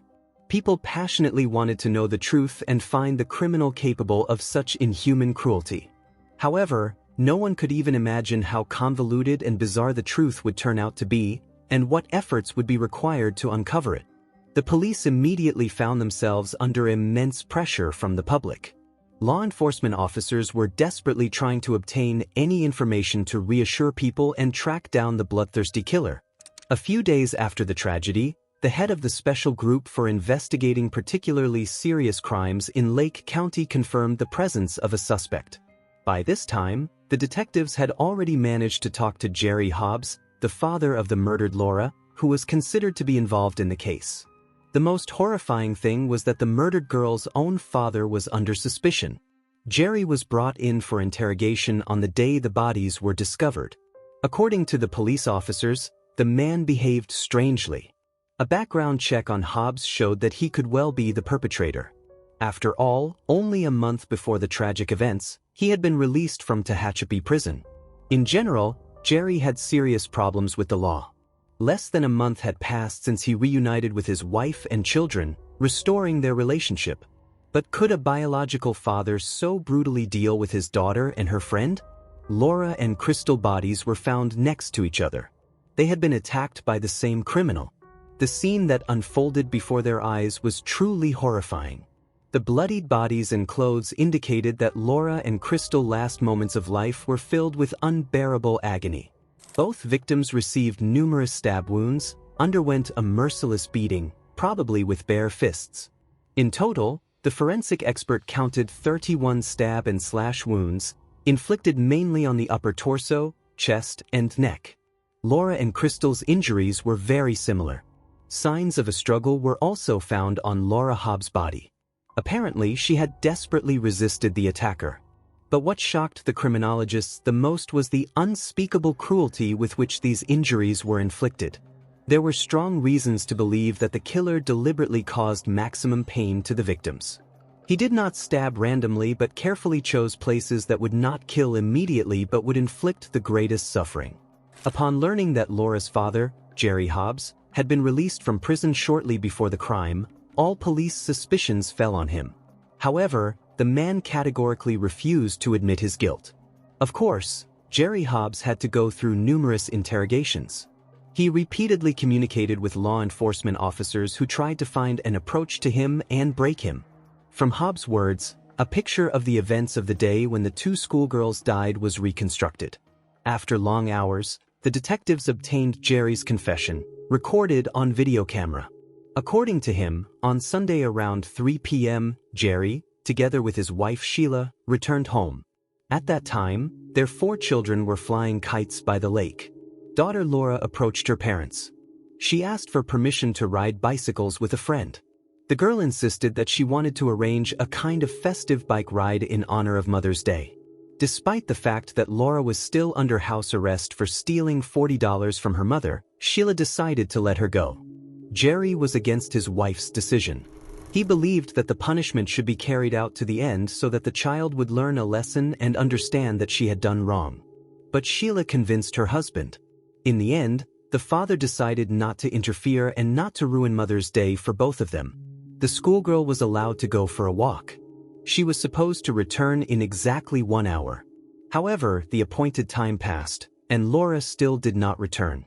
At first, Sheila and Jerry assumed that the girls had simply gotten carried away and forgot about the time. They hoped that the friends would soon appear at home. But even when evening had already descended upon the town, their daughter was still not there. The route through the park was short. According to calculations, Laura and Crystal should have covered it in about 20 minutes. Given this, the child's absence for many hours caused increasing concern. Jerry decided to find out what was going on. The father was going to find his daughter on the trail and scold her for disobeying again. According to Hobbs, he knew Laura's favorite places to play and headed there along the dirt road. It was there that the man came across his daughter and Crystal, who were carelessly playing, ignoring their parents' instructions. Jerry became furious and ordered the girl to return home immediately. He intended to punish Laura. The father was going to take her with him, and he told Crystal to go to her own home, because they were waiting for her there too. But the young friends did not even think of obeying and voluntarily going to their homes. Then Jerry approached his daughter and sternly stated that they were leaving because she had become completely impudent. The girl began to talk back, and the enraged father grabbed her by the arm. Laura tried to break free, shouting for him to let go. Crystal also began to demand that the man leave her friend alone. Both schoolgirls were rude and mocked Jerry. When he did not release Laura's arm, Crystal took a small folding knife out of her pocket and more resolutely demanded that he leave the girl alone. Taking advantage of a moment of confusion, Laura bit her father's hand, and he, beside himself with rage, slapped her across the face, causing her to fall to the ground. After that, Crystal attacked Jerry, but the hardened man easily knocked the cold weapon out of the child's hands. Having gained control of the situation, he also hit the girl on the cheek. Crystal fell to the ground. Laura's enraged friend jumped to her feet and rushed to attack. In response, Jerry plunged the knife blade into her chest several times. Then he approached his own daughter, who was desperately struggling, but the forces were too unequal.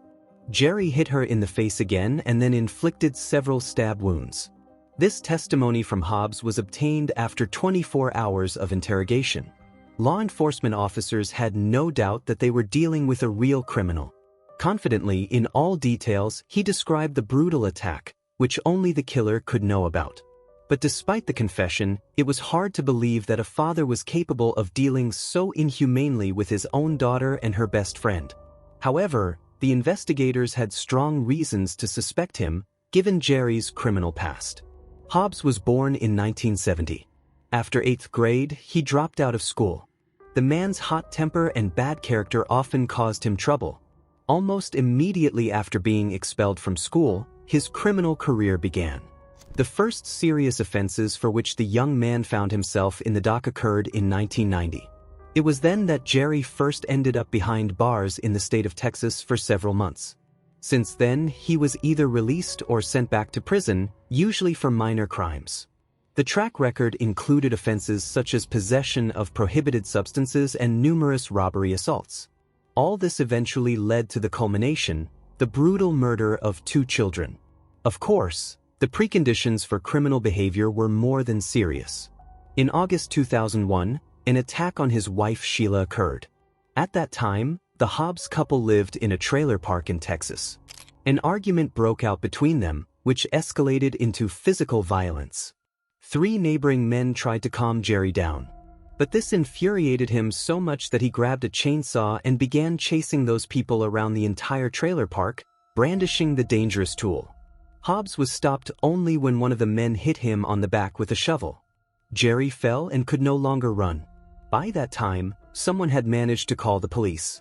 Within minutes, law enforcement officers arrived, who finally took control of the situation and restrained the brawler. After this incident, Jerry was accused of aggravated assault. He was convicted in December 2002 and sentenced to a 10-year probationary period. But despite this, Hobbs never once appeared for mandatory registration with law enforcement agencies. Due to numerous violations, the suspended sentence was canceled. In October 2003, Jerry was sent behind bars. He spent 18 months there. Finally, in April 2005, Hobbs was released. He got on a bus and headed to the city of Zion, where his wife and children lived. Jerry went to the home of Sheila's parents, where he met with her and their 4 children. Laura and her 2 brothers were born from Jerry, and Sheila's oldest child was from her first marriage. Hobbs put aside all grievances and sincerely hoped to restore the relationship and continue living together with his family. In a year and a half, Jerry had reconsidered many things and dreamed of starting over. Despite the turbulent relationship, Sheila still loved her husband, so they decided to give their marriage a chance. But as time showed, all these hopes were shattered. Only a month had passed since the family reunion, and that fateful Mother's Day arrived. From early morning, a joyful, festive atmosphere reigned in the family. On that day, the children often rode bicycles and rollerblades along the forest trail. Many people arranged barbecue picnics, so the park was crowded and safe. There had never been any attacks here before, so parents calmly let their children go for walks. Of course, no one heard anything. There were simply no witnesses to the double murder. After obtaining a confession from Jerry Hobbs, he was detained and held in custody without the right to bail. More than 2 years passed while the prosecution team developed tactics and prepared for the trial. During the investigation, various oddities and inconsistencies began to surface.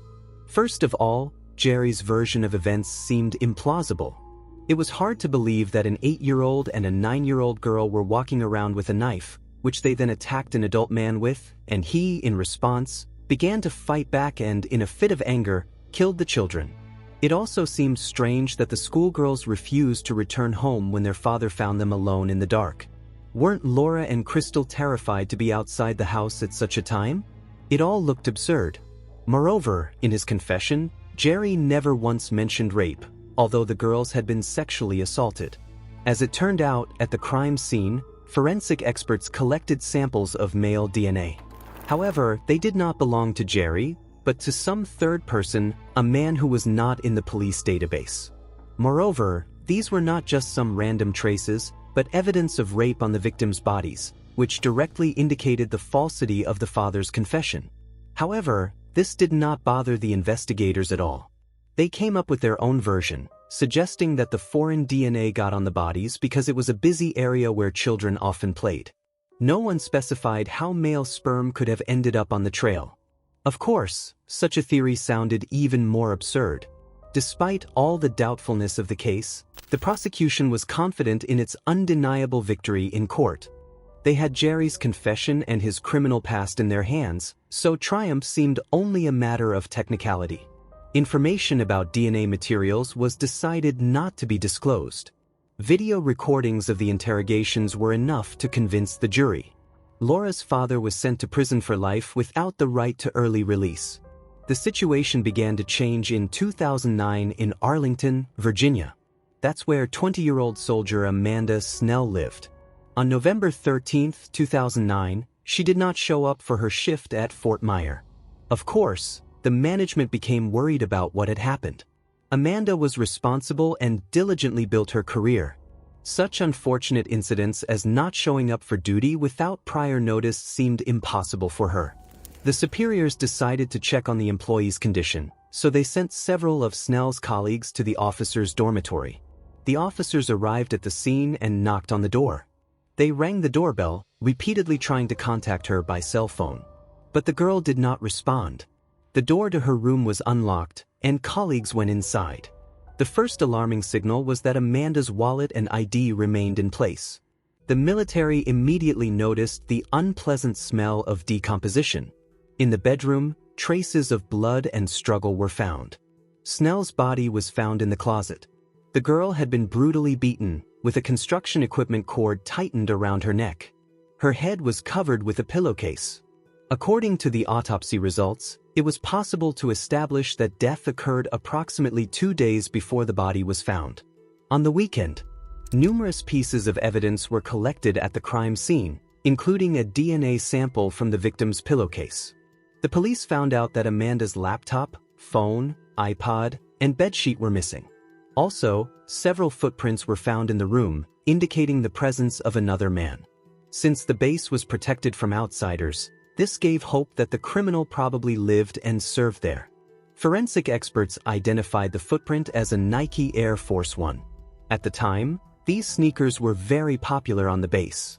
Therefore, this find did not help at all. The police had no suspects. The fruitless search for the criminal continued for several months. On February 27, 2010, another attack occurred 5 kilometers from the base where Snell worked, in Arlington itself. Early in the morning, 2 graduate students were returning to their rented apartment after a party. Right in front of the front door, a stranger appeared who threatened them with a weapon. He forced the girls to open the door and go inside, after which he followed them with a gun at the ready. The intruder tied the hands of both captives, using the cords of electrical appliances. The attacker ordered one of the hostages to get into his car, after which he took her to a deserted place outside the city. There he raped the victim, in the process strangling her until she lost consciousness. The criminal decided to leave the girl to die in the forest, right in the snow. He did not even suspect that she would be able to survive such a terrible attack. The student regained consciousness and crawled to the nearest road, where, fortunately, a car was passing by. The driver did not leave her to fend for herself. He stopped and called the emergency services.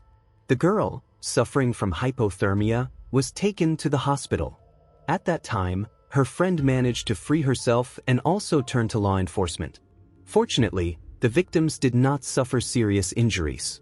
After recovering, the victim appeared at the police station and was able to provide investigators with valuable information. The biggest breakthrough was a detailed description of the appearance and car of the attacker, which the girl remembered. According to her, it was a short, clean-shaven Hispanic man who drove a silver SUV. The detectives immediately noticed the similarity of the handwriting with the crime against Amanda Snell. Moreover, the police had the DNA of the person who nearly took the student's life.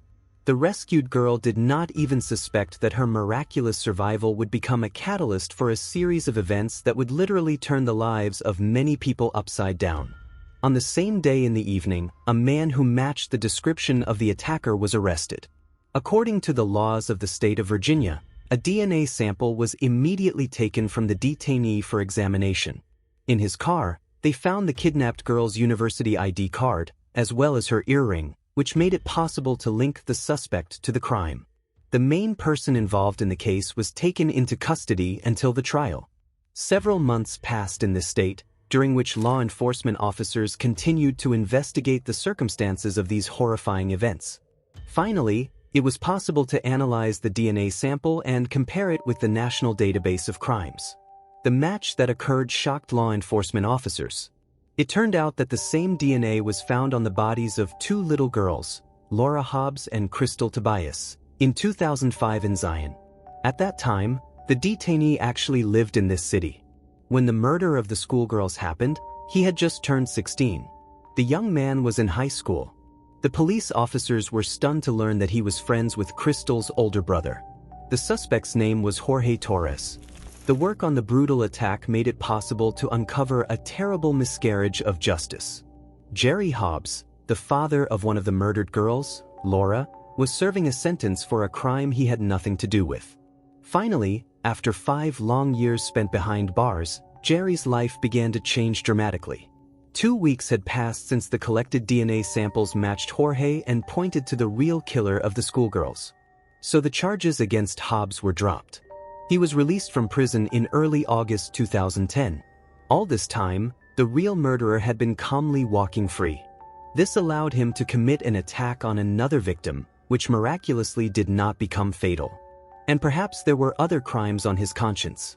After the brutal murder of the 2 girls, Jorge Torres remained at large and calmly graduated from high school in 2006. Just a few months later, the young man joined the ranks of the Marine Corps. Some regarded this step as an attempt to escape the horrifying reality that he himself had created. The Marine Corps was an elite unit of the U.S. Armed Forces. Perhaps in this way, Torres tried to atone for his guilt before society. Unfortunately, this did not benefit the hardened criminal at all. He remained a bloodthirsty monster. Therefore, he continued his atrocities. Now it was necessary to analyze his involvement in other probable attacks. At this time, Jorge Torres actively plotted intrigues while behind bars. Strange coincidences began to occur in the lives of people who, in one way or another, could be potential witnesses in the cases of the murder of Laura Hobbs and Crystal Tobias, as well as the attack on graduate students. The scheme that Jorge resorted to could not be uncovered. Despite the DNA test results, the investigation lacked additional evidence of his involvement in the murder of the schoolgirls. So it was decided to recruit an informant from among the prisoners in exchange for a commuted sentence. The chosen man had nothing to do with the murders. He turned out to be a former restaurant owner who ended up behind bars due to economic crimes. The prisoner readily agreed to cooperate with the police. For a week in August 2010, he was equipped with eavesdropping equipment so that the inmate could record conversations with Jorge Torres. To the great surprise of law enforcement officers, the killer told a completely different story than they expected. The suspect began to describe the circumstances of the murder of the girl who served on the military base. According to his confession, he sneaked into Amanda Snell's home early in the morning, intending to rob and rape her. When the girl woke up and saw Jorge, she simply could not believe her eyes. Taking advantage of the victim's confusion, he tied her hands with wire and also grabbed another cord and threw it around her neck, as he feared that she would recognize him and notify the police.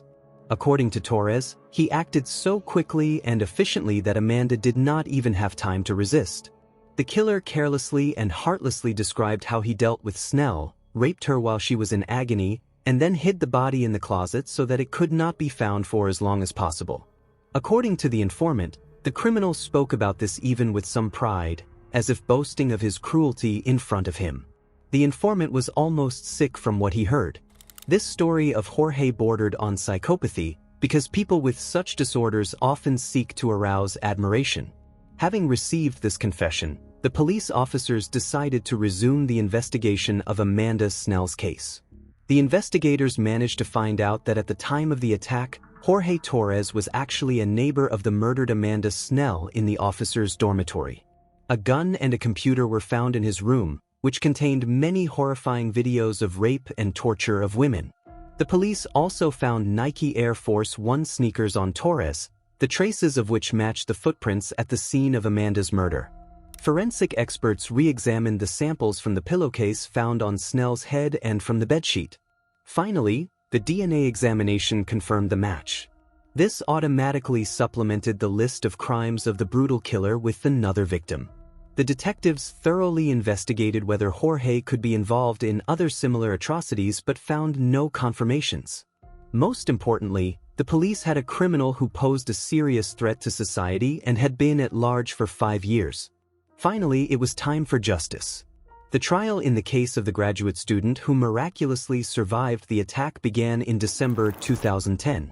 The defendant was found guilty on several charges: kidnapping, rape, attempted first-degree murder. Torres received life imprisonment.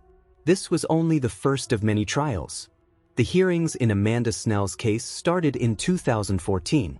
After the prosecutor's office demonstrated Jorge's secretly recorded confession and provided the results of the DNA examination, the jury unanimously sided with the prosecution.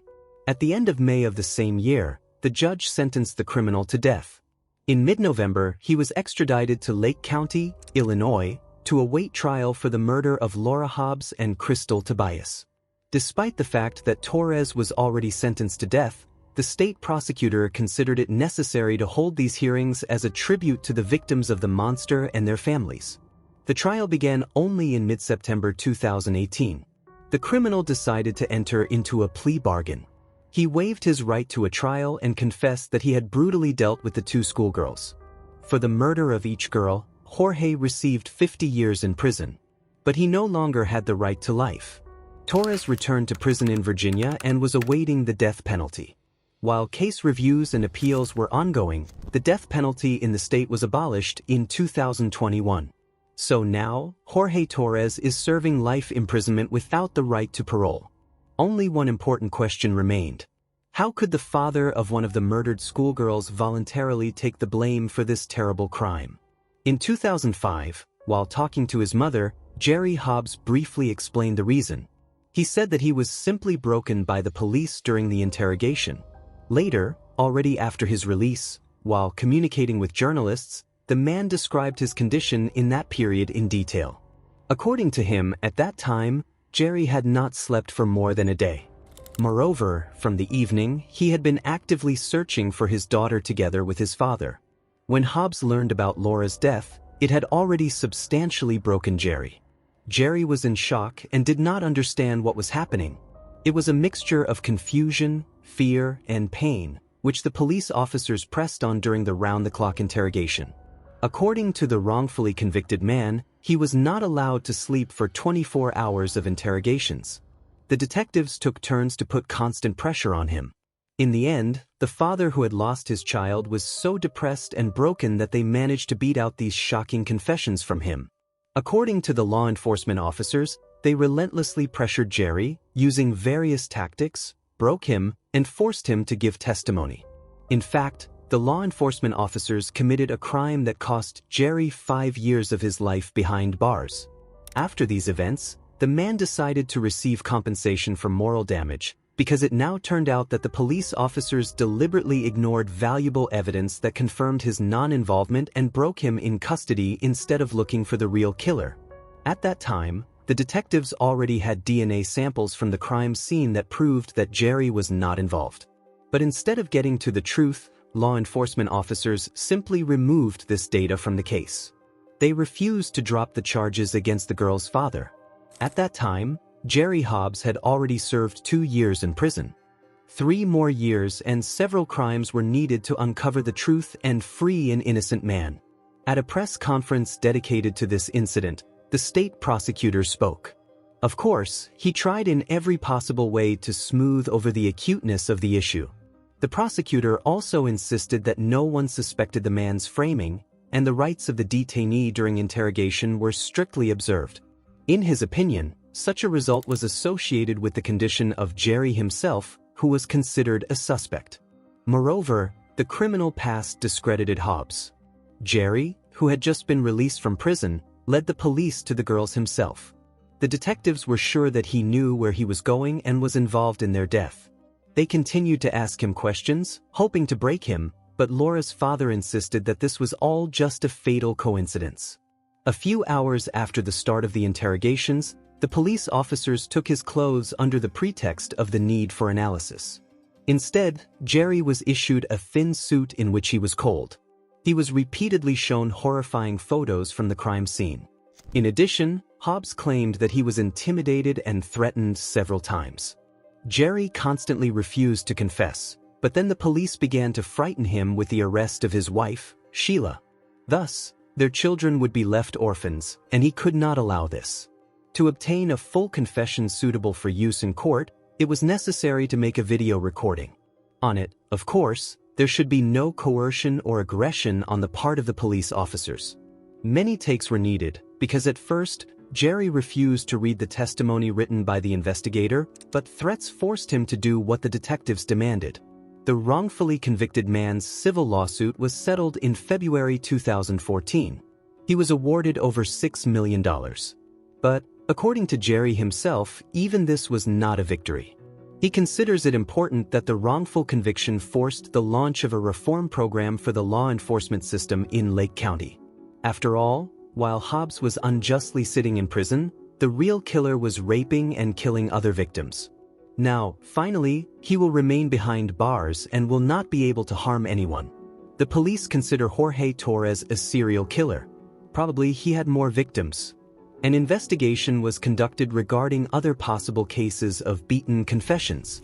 It appears that 4 more innocent men were wrongfully convicted, and the DNA evidence that exonerated them was also ignored by the then Lake County prosecutor. These 4 spent a total of 75 years in prison and have now been released. This chilling story about the brutal murder of 2 little girls, Laura Hobbs and Crystal Tobias, and the unjust conviction of Laura's innocent father, Jerry Hobbs, makes one think about the imperfection of our law enforcement system. The investigation conducted by the police turned out to be not only unprofessional but also biased.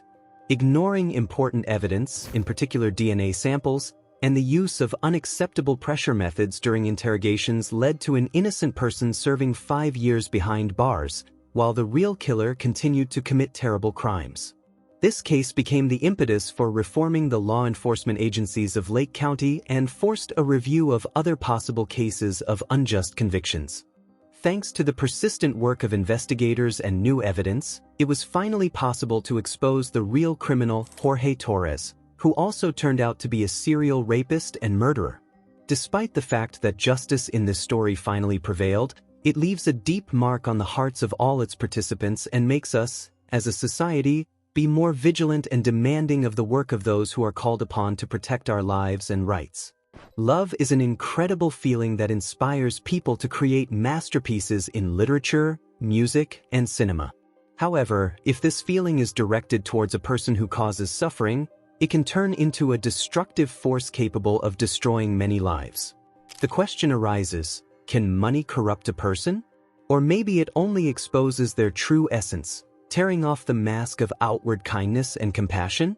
Most people strive for power and wealth, but in the relentless pursuit of these temptations, it is so easy to lose oneself, turning from a good and decent person into a real monster. Criminal love for a person who brings pain can become a real test for the one in love. It can cloud the mind, cause a loss of control over oneself and one's actions. Such a feeling can ruin not only the life of the person in love but also the lives of many other people who find themselves in their path. Money and power are a kind of litmus test that reveals a person's true nature. Often those who seemed kind and compassionate, having gained access to wealth and high status, turn into cruel and ruthless tyrants. They lose the ability to empathize with others, become selfish and arrogant. However, we should not forget that not all people succumb to the temptation of money and power. There are also those who, despite all the trials, remain faithful to their principles and values. They understand that true happiness lies not in material goods but in love, friendship, and mutual understanding. Pamela met her terrible death on November 28, 2008 in Los Angeles, in the parking lot of the Century Park East building. When twilight enveloped the city and office workers began to leave their workplaces, a woman's piercing scream tore through the evening silence. Several passers-by who heard the horrific cry immediately rushed to help. One of the witnesses managed to see an unknown man who instantly disappeared, jumping into a red SUV. Next to the place where he was last seen lay a woman in a pool of her own blood. Upon seeing the victim, the witness was horrified by her condition. Despite severe injuries, Pamela found the strength to get up. Reaching out to the eyewitness, begging for help, she lost consciousness. Only her eyes, unstained by blood, looked at him with a desperate plea. The emergency services were called immediately, and the police and an ambulance arrived at the scene. Medics provided Faith with first aid and urgently transported her to the nearest hospital. However, the injuries turned out to be incompatible with life. Pamela died on the way to the hospital, alternating between regaining consciousness and losing it again due to massive blood loss. Investigators from Los Angeles immediately launched an investigation, questioning the first witness. According to him, the attacker was tall and slim, dressed in a black hoodie with the hood pulled over his face and jeans. The eyewitness was unable to describe his appearance in detail, as he only saw the perpetrator fleetingly. However, the footage from the surveillance cameras in the parking lot confirmed his testimony. The suspect did indeed escape in a black SUV within seconds after the victim screamed. However, this time was enough to inflict fatal wounds. The deceased was identified as 44-year-old Pamela Faith. Numerous stab wounds were found on her body to the head, neck, and chest, as well as defensive injuries on her arms. The fatal wound was a deep cut on the front of the neck. There were no signs of rape or robbery. All of Pamela's personal belongings remained with her. Obviously, the attacker's sole purpose was to kill Faith. When these facts became known, law enforcement officers began to investigate the circumstances that led to the tragedy. First of all, the woman's ex-husband, James Faith, and relatives were informed of her death.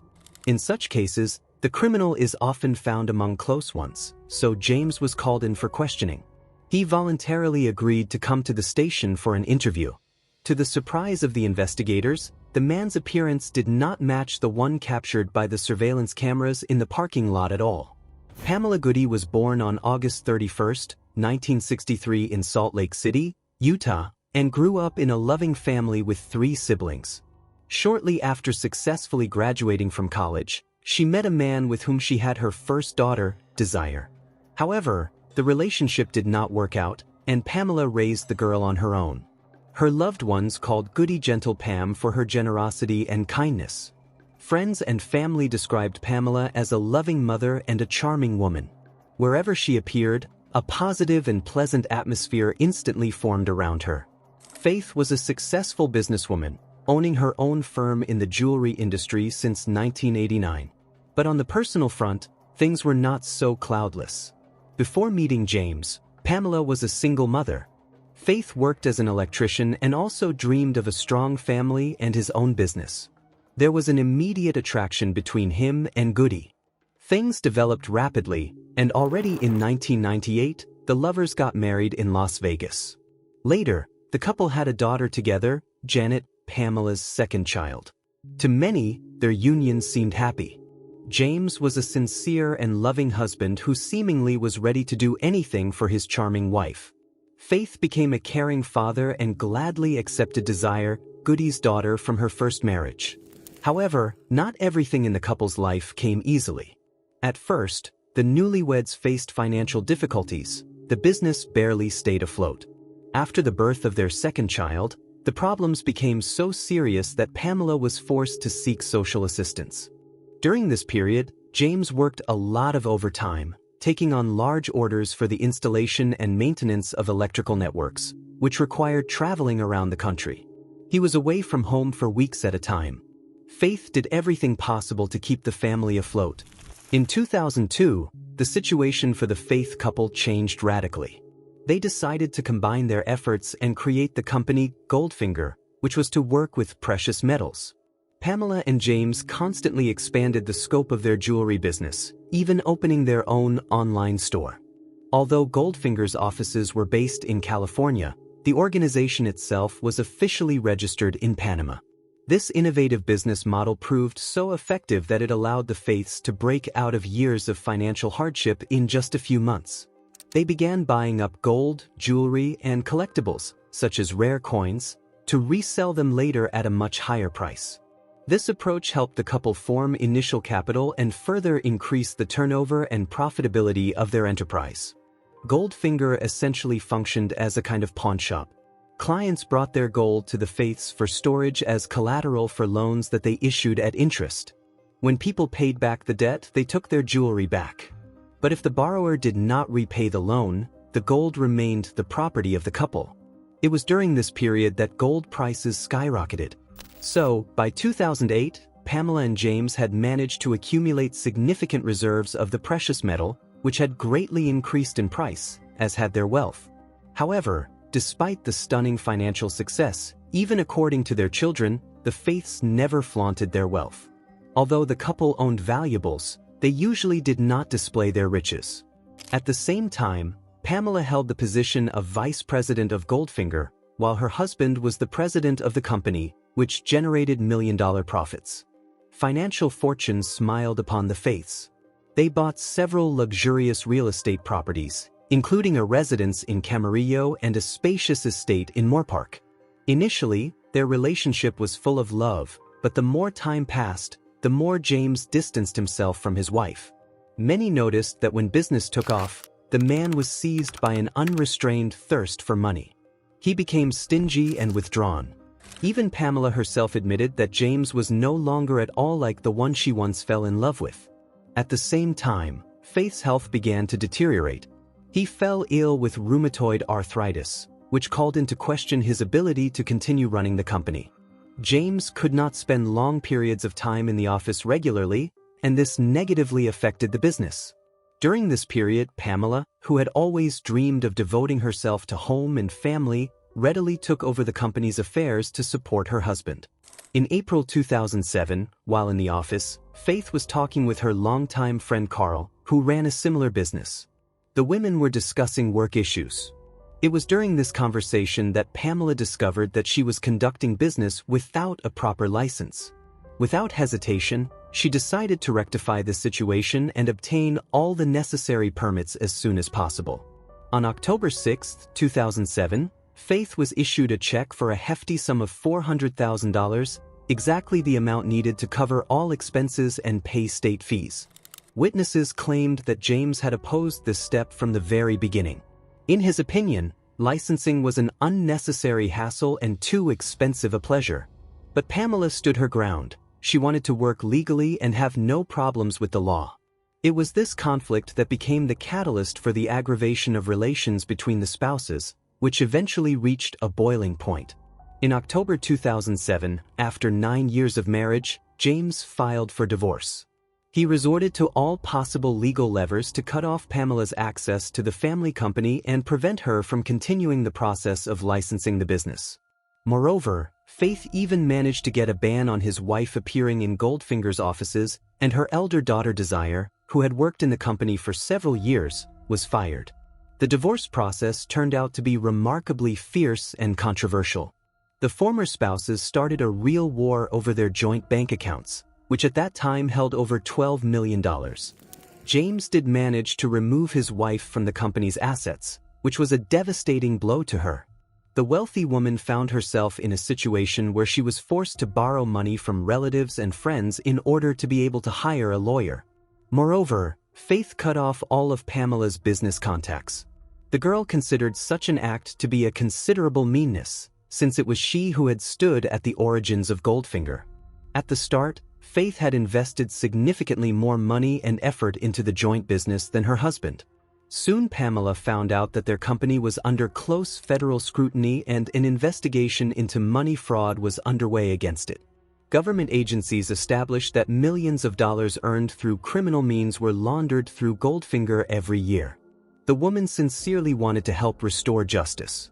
But the loss of access to the assets of the family business and the ban on conducting activities actually deprived her of any leverage on the situation. The problems associated with the divorce made Pamela tougher and more aggressive. The once loving James was gone without a trace. But Faith herself, despite everything, remained a bright and kind person. Money did not spoil her soul. The woman had faithful friends with whom she had been friends for many years. Fortunately, after a series of controversial trials, her ownership of the business was confirmed, so Pamela was able to regain what rightfully belonged to her. On November 28, 2008, the day of her tragic death, Pamela and James were just meeting with their lawyers, hoping to finally settle all the old disputes in their favor. While the federal investigation was ongoing, Pamela and James agreed to meet with their lawyers in offices located above the parking lot. Faith spoke with a lawyer from approximately 3:30 to 6:30 p.m. At the same time, Pamela was holding a meeting with her legal counsel. After the meeting ended, the woman went alone to her car parked on the third floor of the parking garage. According to the detectives, such a development gave the ex-husband both a motive and an opportunity for the attack. James knew exactly where his ex-wife would be and wanted to get rid of her. However, during questioning, Faith denied any involvement in the incident. He insisted that, despite the disagreements, he had no intention of harming his ex-wife. The man insisted that he was in the office with his lawyer the entire stated period. James did have a reliable alibi, confirmed by both the lawyer's testimony and numerous surveillance camera recordings.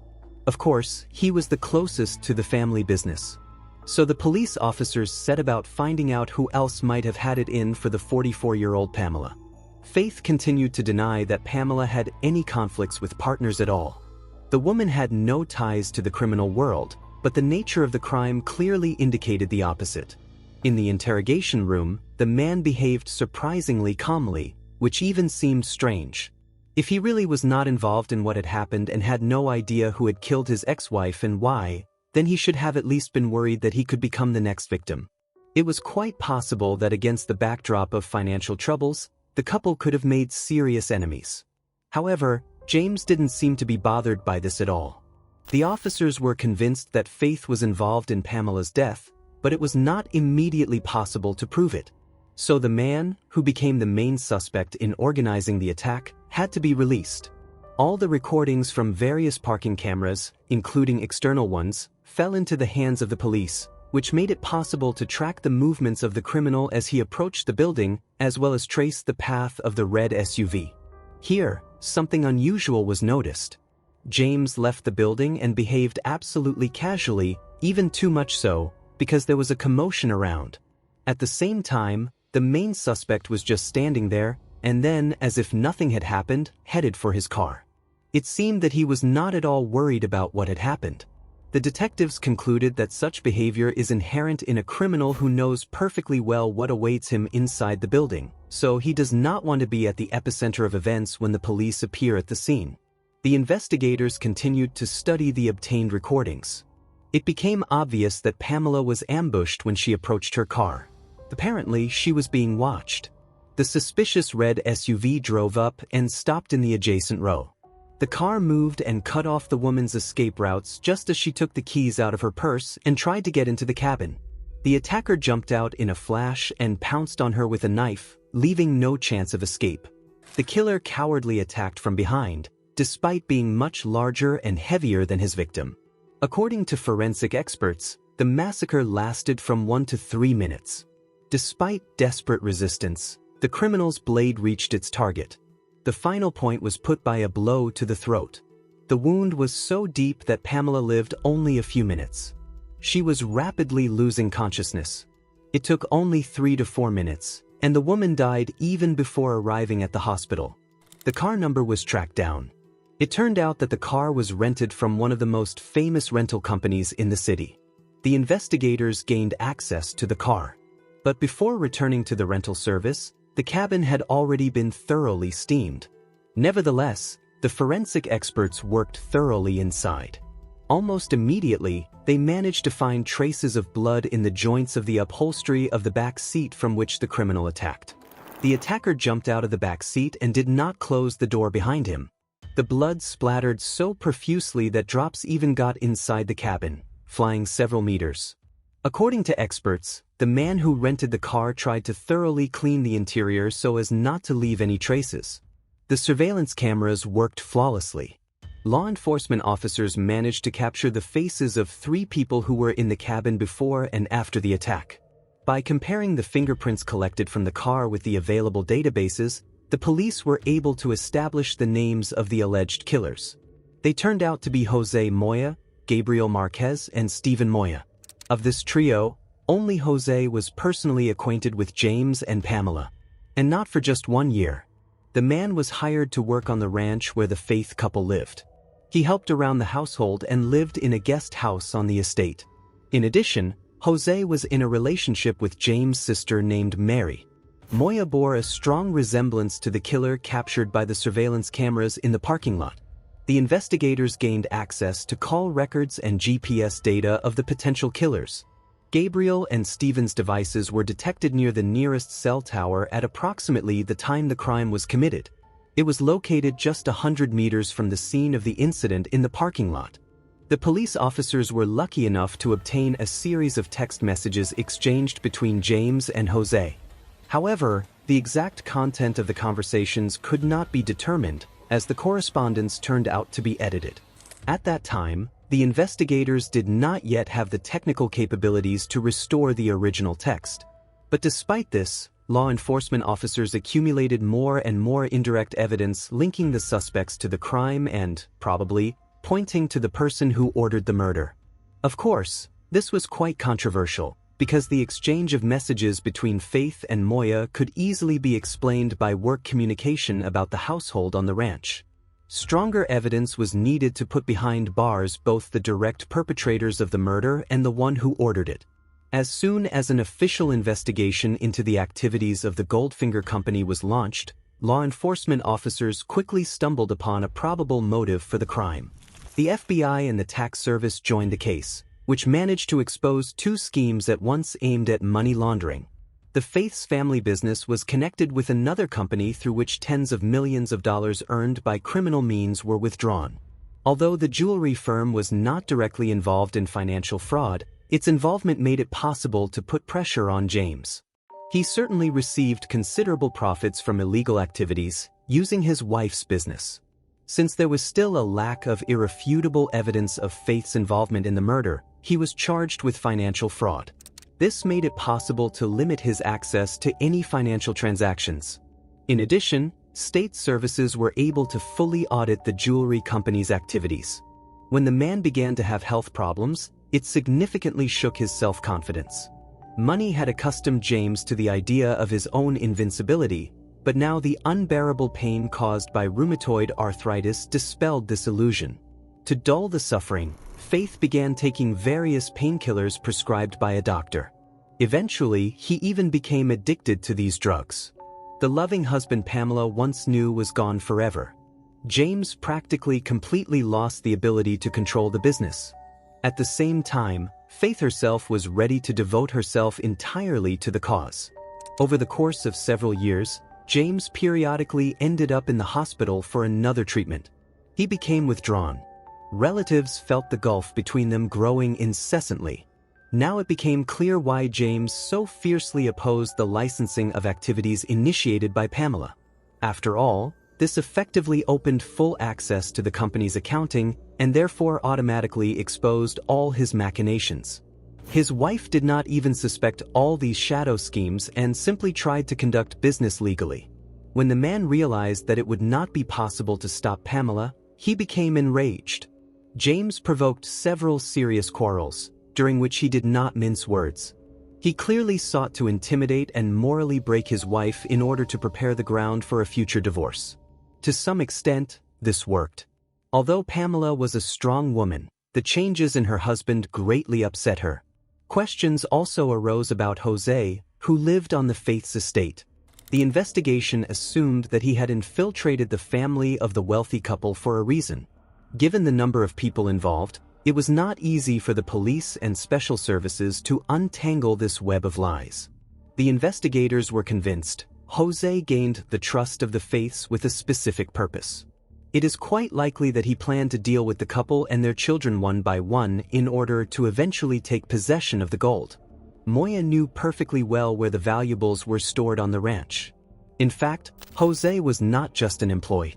He became a trusted person for the businessmen. Moya was even allowed to transport the gold. Jose was described as a good-natured and positive man. But now he showed his true colors. Literally a month after Pamela's death, he was accused of premeditated murder. Of course, Moya did not confess to the crime. Moreover, he categorically denied that he had any mastermind at all. In order to put this man behind bars for a long time, much more was needed than just surveillance camera footage. James was charged with conducting illegal financial activities. It was found out that Pamela took on obtaining a license and paying the necessary fees and duties for a reason. The FBI had contacted her even before the murder. It was then that the woman learned about her husband's financial fraud. The agents confirmed Pamela's willingness to cooperate, although there were no official agreements. Pamela's desire to legitimize her activities was perceived as an intention to help expose criminal schemes. A meeting with an agent was planned, but it never took place due to the businesswoman's death. Law enforcement officials had no doubt that James Faith had discovered the information leak. After that, it became obvious to him his wife was going to interfere with his illegal activities. This was a strong motive to organize a crime and get rid of a person who could stand in his way. At the planned meeting with the agent, Pamela was supposed to provide irrefutable evidence of James' crimes, who had been using the family business for illegal enrichment for many years. On August 1, 2008, 45-year-old Faith was arrested at his ranch. FBI agents arrived to detain James Faith. Finally, he was officially read a list of charges and arrested. The man immediately demanded his lawyer. Faith continued to insist that he had no idea what was happening. He denied any involvement in criminal activity and shifted the blame to his wife, who stood at the origins of the business and, in his opinion, violated the law herself. Of course, this was a lie. The investigators had already managed to prove everything they had talked about before. A few days later, James was charged with the murder of his ex-wife. But despite this, the man still denied his involvement, as in the previous points. According to him, Pamela was more valuable to him alive, but he never managed to convincingly argue this statement. Given Faith's behavior during the divorce, he was going to get the most out of the breakup anyway. The death of his wife allowed him to avoid prosecution and not share the property. But it was impossible to prove this at this stage of the investigation. All records of telephone conversations and correspondence between the criminals were deleted. Given the indirect connection between the perpetrator and the mastermind, the prosecution's arguments could be refuted in court. Suddenly, one of the prisoners with whom James was in jail while awaiting trial came to the rescue. On September 9, 2008, one of the FBI agents was informed that an inmate named Smith wanted to talk to the police. According to him, Faith behaved suspiciously, although they managed to find common ground and communicate quite warmly. Smith also believed that the main suspect was involved in the murder as a mastermind. To obtain irrefutable proof, he agreed to wear special eavesdropping equipment after returning to the cell. In return, Smith hoped to receive a lighter sentence for his offenses. The prisoner was equipped with everything necessary. That same evening, he had a frank conversation with his cellmate. All this was secretly recorded and became the most valuable evidence of James' guilt. Faith openly confessed to his so-called friend that he had arranged the murder of his ex-wife. He instigated Jose by offering him $25,000. As it turned out, after that, James planned to hire a hitman to kill the perpetrator himself and cut off the only thread that connected him with Pamela's death. Moya was supposed to die so as not to testify against Faith, but ill fate bypassed the killer. When the murder plan matured, James was in the process of divorcing his wife. It was only after the breakup, as a result of which Pamela received $1 million, that the man was beside himself with rage and turned to his employee. This first happened in October 2007. Jose accepted the offer to carry out the order and later involved 2 more accomplices. This entire bloodthirsty company got into the parking lot camera recordings when they were spotted in the red SUV. It seems that Moya was going to attack the businesswoman alone. It was assumed that the partners would cover him if necessary. So, as many as 3 adult men set out to kill a fragile woman. James complained that the accomplices turned out to be short-sighted and lit up in front of witnesses and cameras in a bright, conspicuous car that was easy to track. Although he advised them to act imperceptibly and in a different place. Now Faith was trying to put things in order and clean up all traces so as not to end up on death row. Pamela's daughter from her first marriage spoke touchingly about what a wonderful husband James was at the beginning of his relationship with her mother. He really managed to become a full-fledged father for the girl. Until the last minutes of her mother's life, the daughter was grateful to him for this. Of course, after the tragedy, there was no trace of those feelings left. In fact, the disturbing harbingers of the murder were noticed already during the divorce. Once Pamela came to her friend. Faith seemed very agitated, nervous. The woman smoked a lot, cigarette after cigarette, until she finally tried to explain the reason for her behavior. Pamela said that it seemed to her that Jose was following her. Shortly before that, she had come across him several times. Each such meeting took place quite far from the ranch. It looked too suspicious to be considered a coincidence. In order to gather all the data together and form a prosecution strategy, it took almost 3 years. In 2011, hearings began in the case of the murder of Pamela Faith. Many witnesses testified at the trial, including the defendant's sister Mary, who was dating the hired killer. The young woman admitted that her brother had previously tried to involve her in planning the murder, but she refused. Then Mary turned to James' other sister, Patty. She suggested that her husband, who served as a police officer in Wyoming, commit the murder for money. Patty was shocked by this unexpected proposal and categorically spoke out against it. After a violent reaction and condemnation, Mary suddenly declared that it was all an unsuccessful joke that should not be told to anyone. James' lawyer tried in every possible way to justify his client, to show his best traits, but under these circumstances, it was not easy. In fact, no one spoke positively about Faith. He was described as a person with a bad temper, albeit hardworking, very harsh and quick-tempered, especially since he fell ill. In the end, the prosecutor's office was able to prove the guilt of the killer who dealt with his wife with someone else's hands. The jury found James guilty of first-degree murder, as well as conspiracy to commit murder. Faith was sentenced to death. His lawyer made many attempts to appeal the verdict, but to no avail. Currently, James is in San Quentin State Prison, awaiting execution. Jose and his accomplices were found guilty of contract killing and sentenced to life imprisonment without the possibility of parole. $11.7 million from the accounts of the Goldfinger Company were returned to Faith's crime victims, who numbered over 1,000. In the end, he was accused not only of murder but also of the illegal use of his wife's business and property for money laundering. The entire scheme was exposed. The return of funds was carried out thanks to several owners of money who lived abroad. Among them were citizens of the USA, Australia, and Canada. The story of Pamela Faith is a tragic and instructive tale of how the thirst for money and power can destroy the human soul and lead to the most terrible crimes. James Faith, who was once a loving husband and caring father, turned into a cold-blooded killer, ready to do anything to preserve his wealth and status. This case vividly demonstrates how important the work of investigators and prosecutors is, who tirelessly gather evidence to bring criminals to justice. Thanks to their efforts, justice ultimately prevailed, and James Faith and his accomplices received the punishment they deserved. But the most important lesson we must learn from this story is the value of human life and the importance of preserving humanity under any circumstances. Neither money nor power is worth sacrificing love, friendship, honor, and dignity for.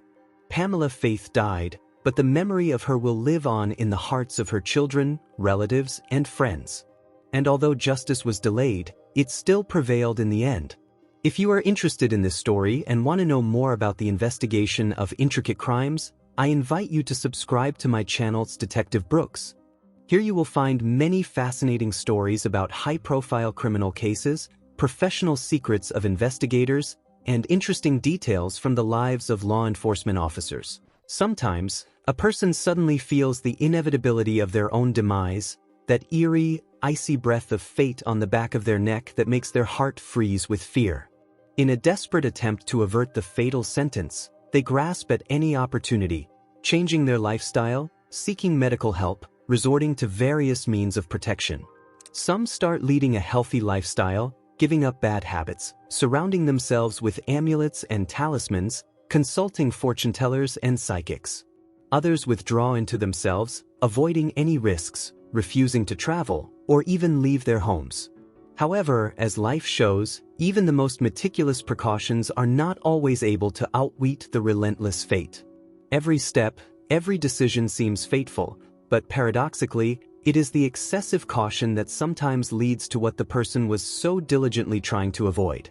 It's not for nothing that folk wisdom has long held the truth: you can't escape your destiny, no matter how hard you try. And perhaps, the wisest decision is to accept your life path with dignity, living each day fully and consciously, regardless of how many are allotted by fate. The heroine of this story was named Terry McAdams, an energetic and vibrant 22-year-old girl from Arkansas. Enjoying immense popularity due to her beauty and cheerful disposition since childhood, Terry, at the time of the events described, lived in Arlington, Texas, USA. Even as a teenager, she could often be seen on the city streets, driving around in a convertible with friends, listening to music loudly. Often, McAdams could be heard before the young beauty appeared in sight. Gladly spending evenings relaxing and having fun with her two younger sisters, Terry adored dancing and took lessons for years, attending classes and various competitions. Attracting a lot of attention, McAdams, however, did not abuse it, remaining a modest and well-mannered girl. A cheerleader who dressed brightly, had a wide circle of friends, and led an active lifestyle, she became a kind of mentor for her sisters Hopper and Pamela, a connecting link between the mother and the younger generation of the family. Although Terry had a warm relationship with all her relatives, she felt a special bond with her younger sisters. The most vivid memory in the girl's life remained a meeting with Princess Diana. This happened when McAdams was traveling in Europe after graduating from high school. During that voyage, she visited Great Britain and accidentally met the famous princess at a dance event. This adventure left an unforgettable impression on Terry. By the way, it was dancing that McAdams devoted a lot of time to, as she took lessons for years, attended classes and competitions. It's no wonder that everyone who knew Terry noted, she simply adored life. Immediately after graduating from high school at an early age, Terry entered the University of Arkansas. However, without waiting for graduation, the girl decided to move to her boyfriend in Arlington, Texas. He was a few years older than her and had already managed to get an education. Wanting to continue her studies, McAdams transferred to an educational institution closer to her beloved, the University of Texas at Arlington, where she became a member of a women's society. Everything was going as well as possible. After graduating from university, Terry intended to get a job, build a career, and also planned to marry her boyfriend, who had already proposed to her. Starting from 1984, local newspapers began to feature news about the murders of young women in the Fort Worth area from time to time. Studying at the university at that time, McAdams perceived this threat extremely painfully. She seriously feared for her life, which she repeatedly told her loved one and relatives about. Terry took all possible measures to ensure her safety. For example, Terry quit her job in Irving, where she had to travel every day, returning home only late in the evening. Although it was a promising, high-paying position, Terry realized how dangerous such trips could be. McAdams left that job so as not to have to regularly travel by car at night. Despite her youth and energy, Terry began to lead a reclusive lifestyle. First of all, she did not leave the house after dark, did not attend any parties, and avoided strangers. Without her boyfriend's escort, Terry tried not to leave her home even during the day. Terry was even afraid to go to the store for groceries and called her mother in Little Rock several times a day to tell her about her fears. McAdams was truly alarmed by what was happening around her, as well as the fact that the authorities had not yet been able to identify and name the perpetrator, which meant that the streets were still unsafe. Around the same time, a task force was created, which included Texas investigators, experienced experts who were supposed to investigate the crimes and stop the series of bloody massacres. It was assumed that there was a serial killer or even several attackers at large. Terry was also trembling because she fit the type of victims that the criminal was looking for very well. They were all attractive girls about her age and lived in the area. McAdams could barely contain her fear, but her mother supported her in every way. The scariest thing was being alone, as Terry confessed to her mom and sisters. Even her boyfriend had to quit his job and find a new, well-paying one closer to home, although it required periodic business trips to neighboring cities. When the young man was away, McAdams panicked and tried to leave the house as little as possible. Immediately after classes, Terry would return home. And if there were any urgent matters, Terry tried to settle them in the morning hours, always looking for someone to go with. Fortunately, her boyfriend's business trips lasted no more than 1 or 2 days, so McAdams managed quite well. One evening in 1985, an alarming call came to the local police station. A worker who was in charge of the technical maintenance of the apartments in the residential complex where Terry lived reported that he could not get into one of the apartments. This could happen for various, completely innocent reasons and looked quite ordinary. But the man knew Terry well.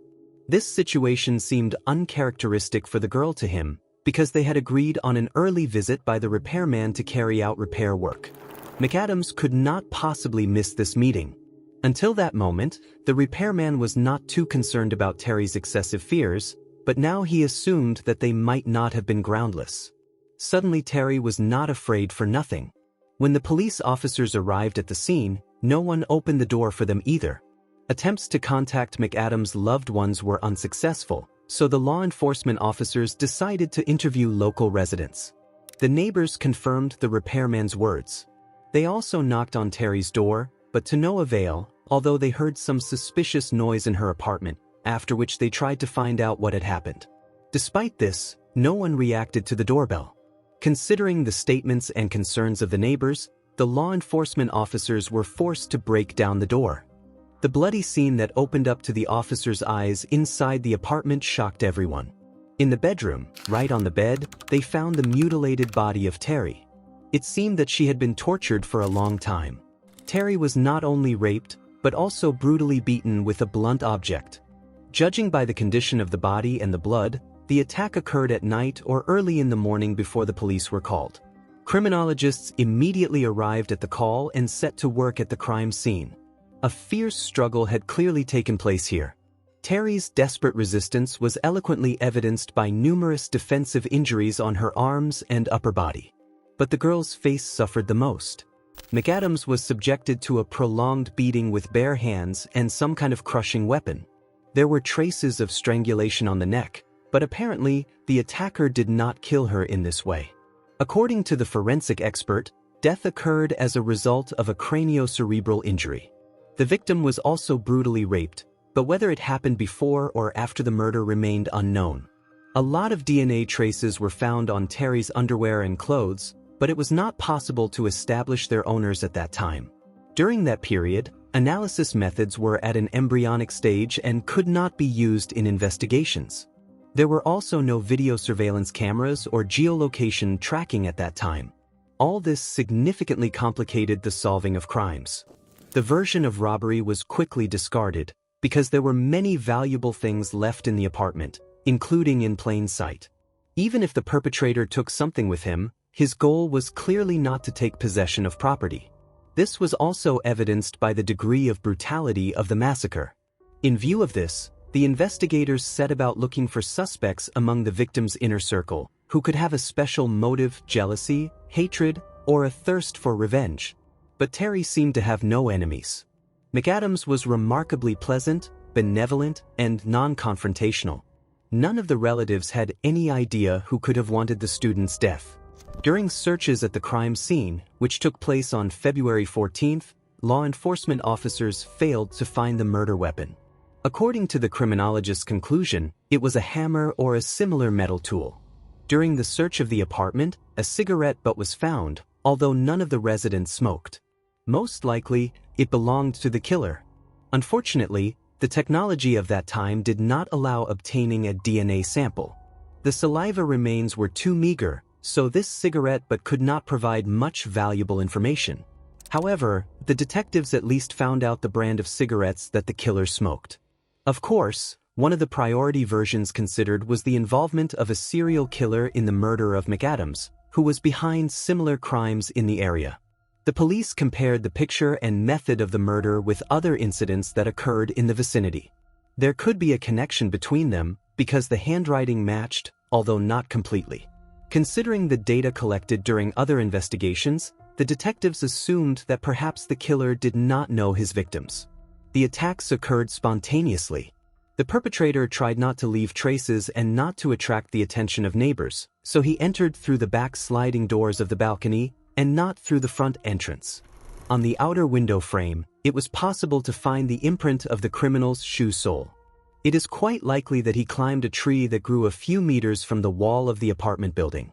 Unfortunately, apart from these meager facts, the detectives were not lucky enough to obtain any valuable information. A more detailed analysis was needed, including a forensic medical examination of the body. The investigators talked to the deceased's family, especially her mother and sisters, with whom Terry maintained the closest connection. They were all stunned by the tragedy. It seemed incredible that the cheerful McAdams could have enemies, and even so cruel that they would seek her death. It was also surprising that Terry seemed to have a premonition of her own death.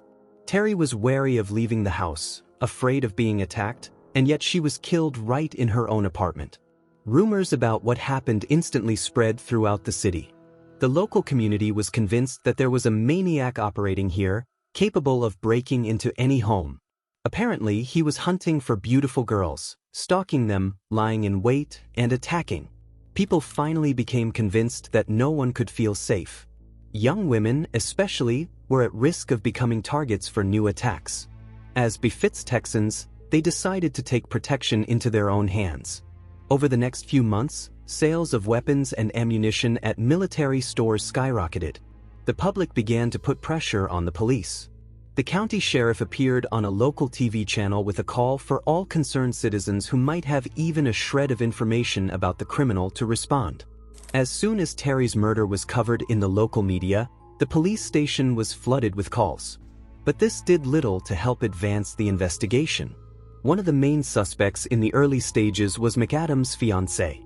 But from the very beginning, this seemed absurd. The investigators were just trying to fit him into the picture of the crime, the psychological profile of the killer, in order to close the case faster and calm the public. But all attempts were in vain.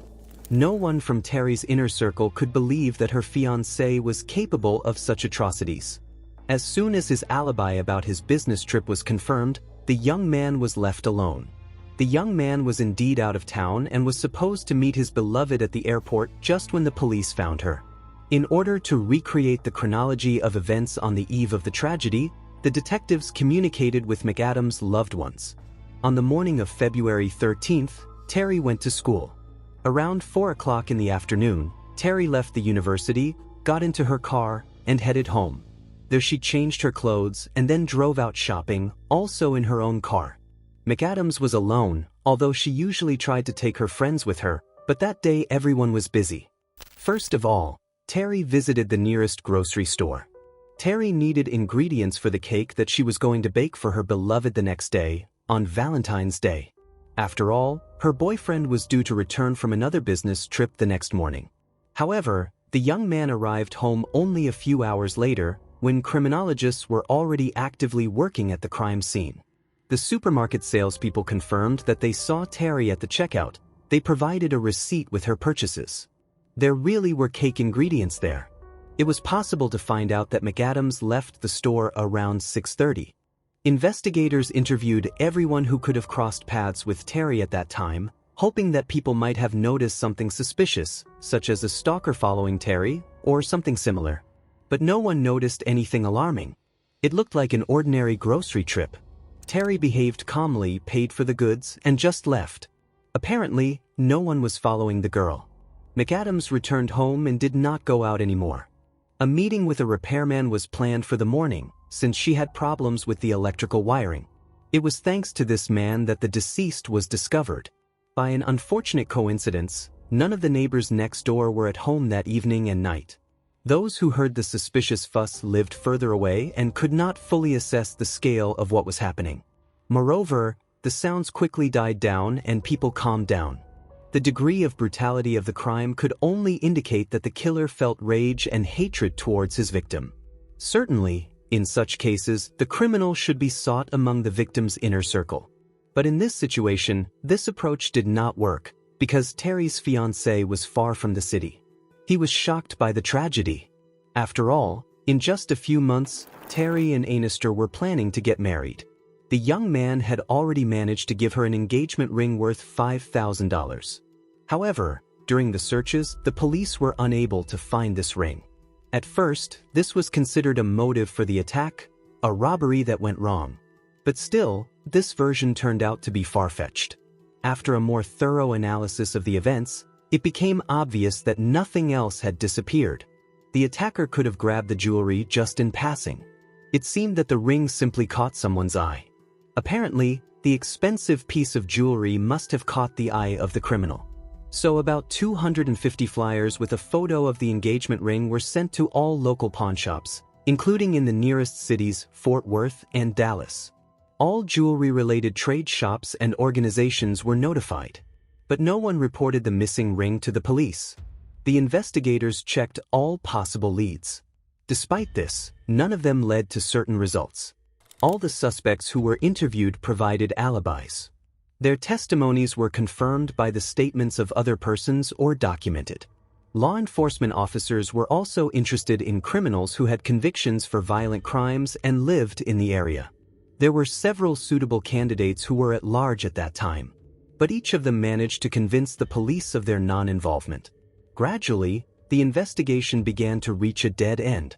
Terry's loved ones made desperate attempts to move the case forward. They repeatedly appealed to the public, in particular through the media, appeared on television and radio. Relatives printed and pasted countless flyers, but nothing helped. Eventually, the murder and rape of Terry McAdams was sent to gather dust on the shelf of the archive of unsolved cases. The girl's loved ones continued to fight for justice, but the police simply did not have the necessary materials and opportunities to move forward. The investigation was stalled for 36 years, until 2021. It was then that a group of specialists was finally formed, which included experienced detectives and criminologists. Their task was to take a fresh look at long-forgotten cases and evidence, taking into account modern technologies. The murder of Terry McAdams was also included in the list. The investigation had at its disposal innovative DNA research methods that allowed re-examination of old physical evidence. The criminal's biological material remained on the victim's underwear, as well as on the sheets. Terry fought back desperately, so particles of the attacker's skin were found under her nails. The cigarette was also taken out of the archives and sent for examination because the criminal's saliva could have remained on it. A comprehensive analysis made it possible to compile a profile of the likely attacker. But when it was compared with the Cody's database, which included registered criminals, no matches were found. Terry's loved ones hoped to finally get answers to the questions that had tormented them for decades. However, despite new inspiration, the case stalled again. For at least a few more years. Of course, active work on the investigation continued all this time, until they decided to try an innovative approach, the technology of genetic genealogy. This required the help of the FBI. Finally, having exhausted all possible options in August 2023, the police department contacted the Federal Bureau of Investigation in Dallas. They requested assistance in the case of Terry McAdams. It was assumed that the DNA samples collected at the crime scene and on the victim's body would undergo genetic research to build the criminal's genealogical tree. This made it possible to go beyond the Cody's database, which only included people who had committed crimes. Genealogical research provided a great chance to find all relatives, at least the closest ones, who were related to the attacker. Based on this information, it was easier to calculate the criminal. This approach is considered much more effective, since there are databases where people provide their DNA materials voluntarily. At the time of the investigation, the database was so broad that the probability of finding a match was almost 100%. And it really worked. FBI agents pointed to the Sharp family. It was an ordinary American family, but Bernard stood out among them. The man was well known to the police back in the 80s. Bernard Sharp was 30 years old in the distant 80s. At the time the crime was committed, he was married. Interestingly, Bernard was acquainted with Terry and her fiancée, even quite closely, as a neighbor. The man was communicated with during the investigation that took place immediately after McAdams' murder. He willingly cooperated with the investigation, supported the victim's loved ones.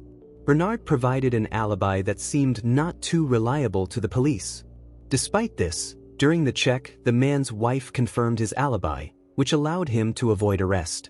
In the end, all suspicions were removed from Sharp and the fruitless investigation continued.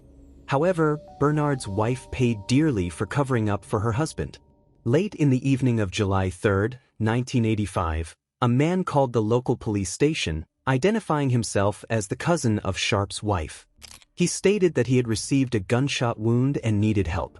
It seemed that there was an armed intruder in the house who had attacked his wife's friend, and himself. When law enforcement officers arrived at the scene of the tragedy, it resembled a real massacre. According to the wounded witness who contacted the police, late in the evening he returned with his wife, her friend, and sister to their home. An armed criminal was already waiting for them here. He opened fire, instantly killing 2 women and wounding the cousin. The cousin of Bernard's wife survived. He was lucky to escape from the shooting scene and ran to a neighbor. The injury turned out to be minor. The man believed that he remained alive only because he was not the main target of the attacker. It seems that Sharp did not expect to see a man here, and the intrusion with a weapon could have been timed to coincide with another attack with the aim of rape. When the perpetrator realized that the plan had failed, he began to kill everyone indiscriminately. In addition to the 2 shot women, Bernard's wife's brother was found seriously wounded at the scene of the bloody tragedy, as well as Sharp himself. He had a gunshot wound to the head. It was not possible to detain and charge the man. He died on July 3, 1985, having provoked another bloody incident. It now became clear why the attacks on girls in the city stopped after this tragedy. The brother of the serial killer's wife managed to survive the injuries he received. After a long recovery, he fully regained consciousness, but never understood what caused the shooting. Bernard left no suicide notes. Perhaps the decision to voluntarily take his own life was spontaneous. During the investigation, no witnesses were found to whom Sharp had told about his plans, as well as about his involvement in the murder of Terry and other girls.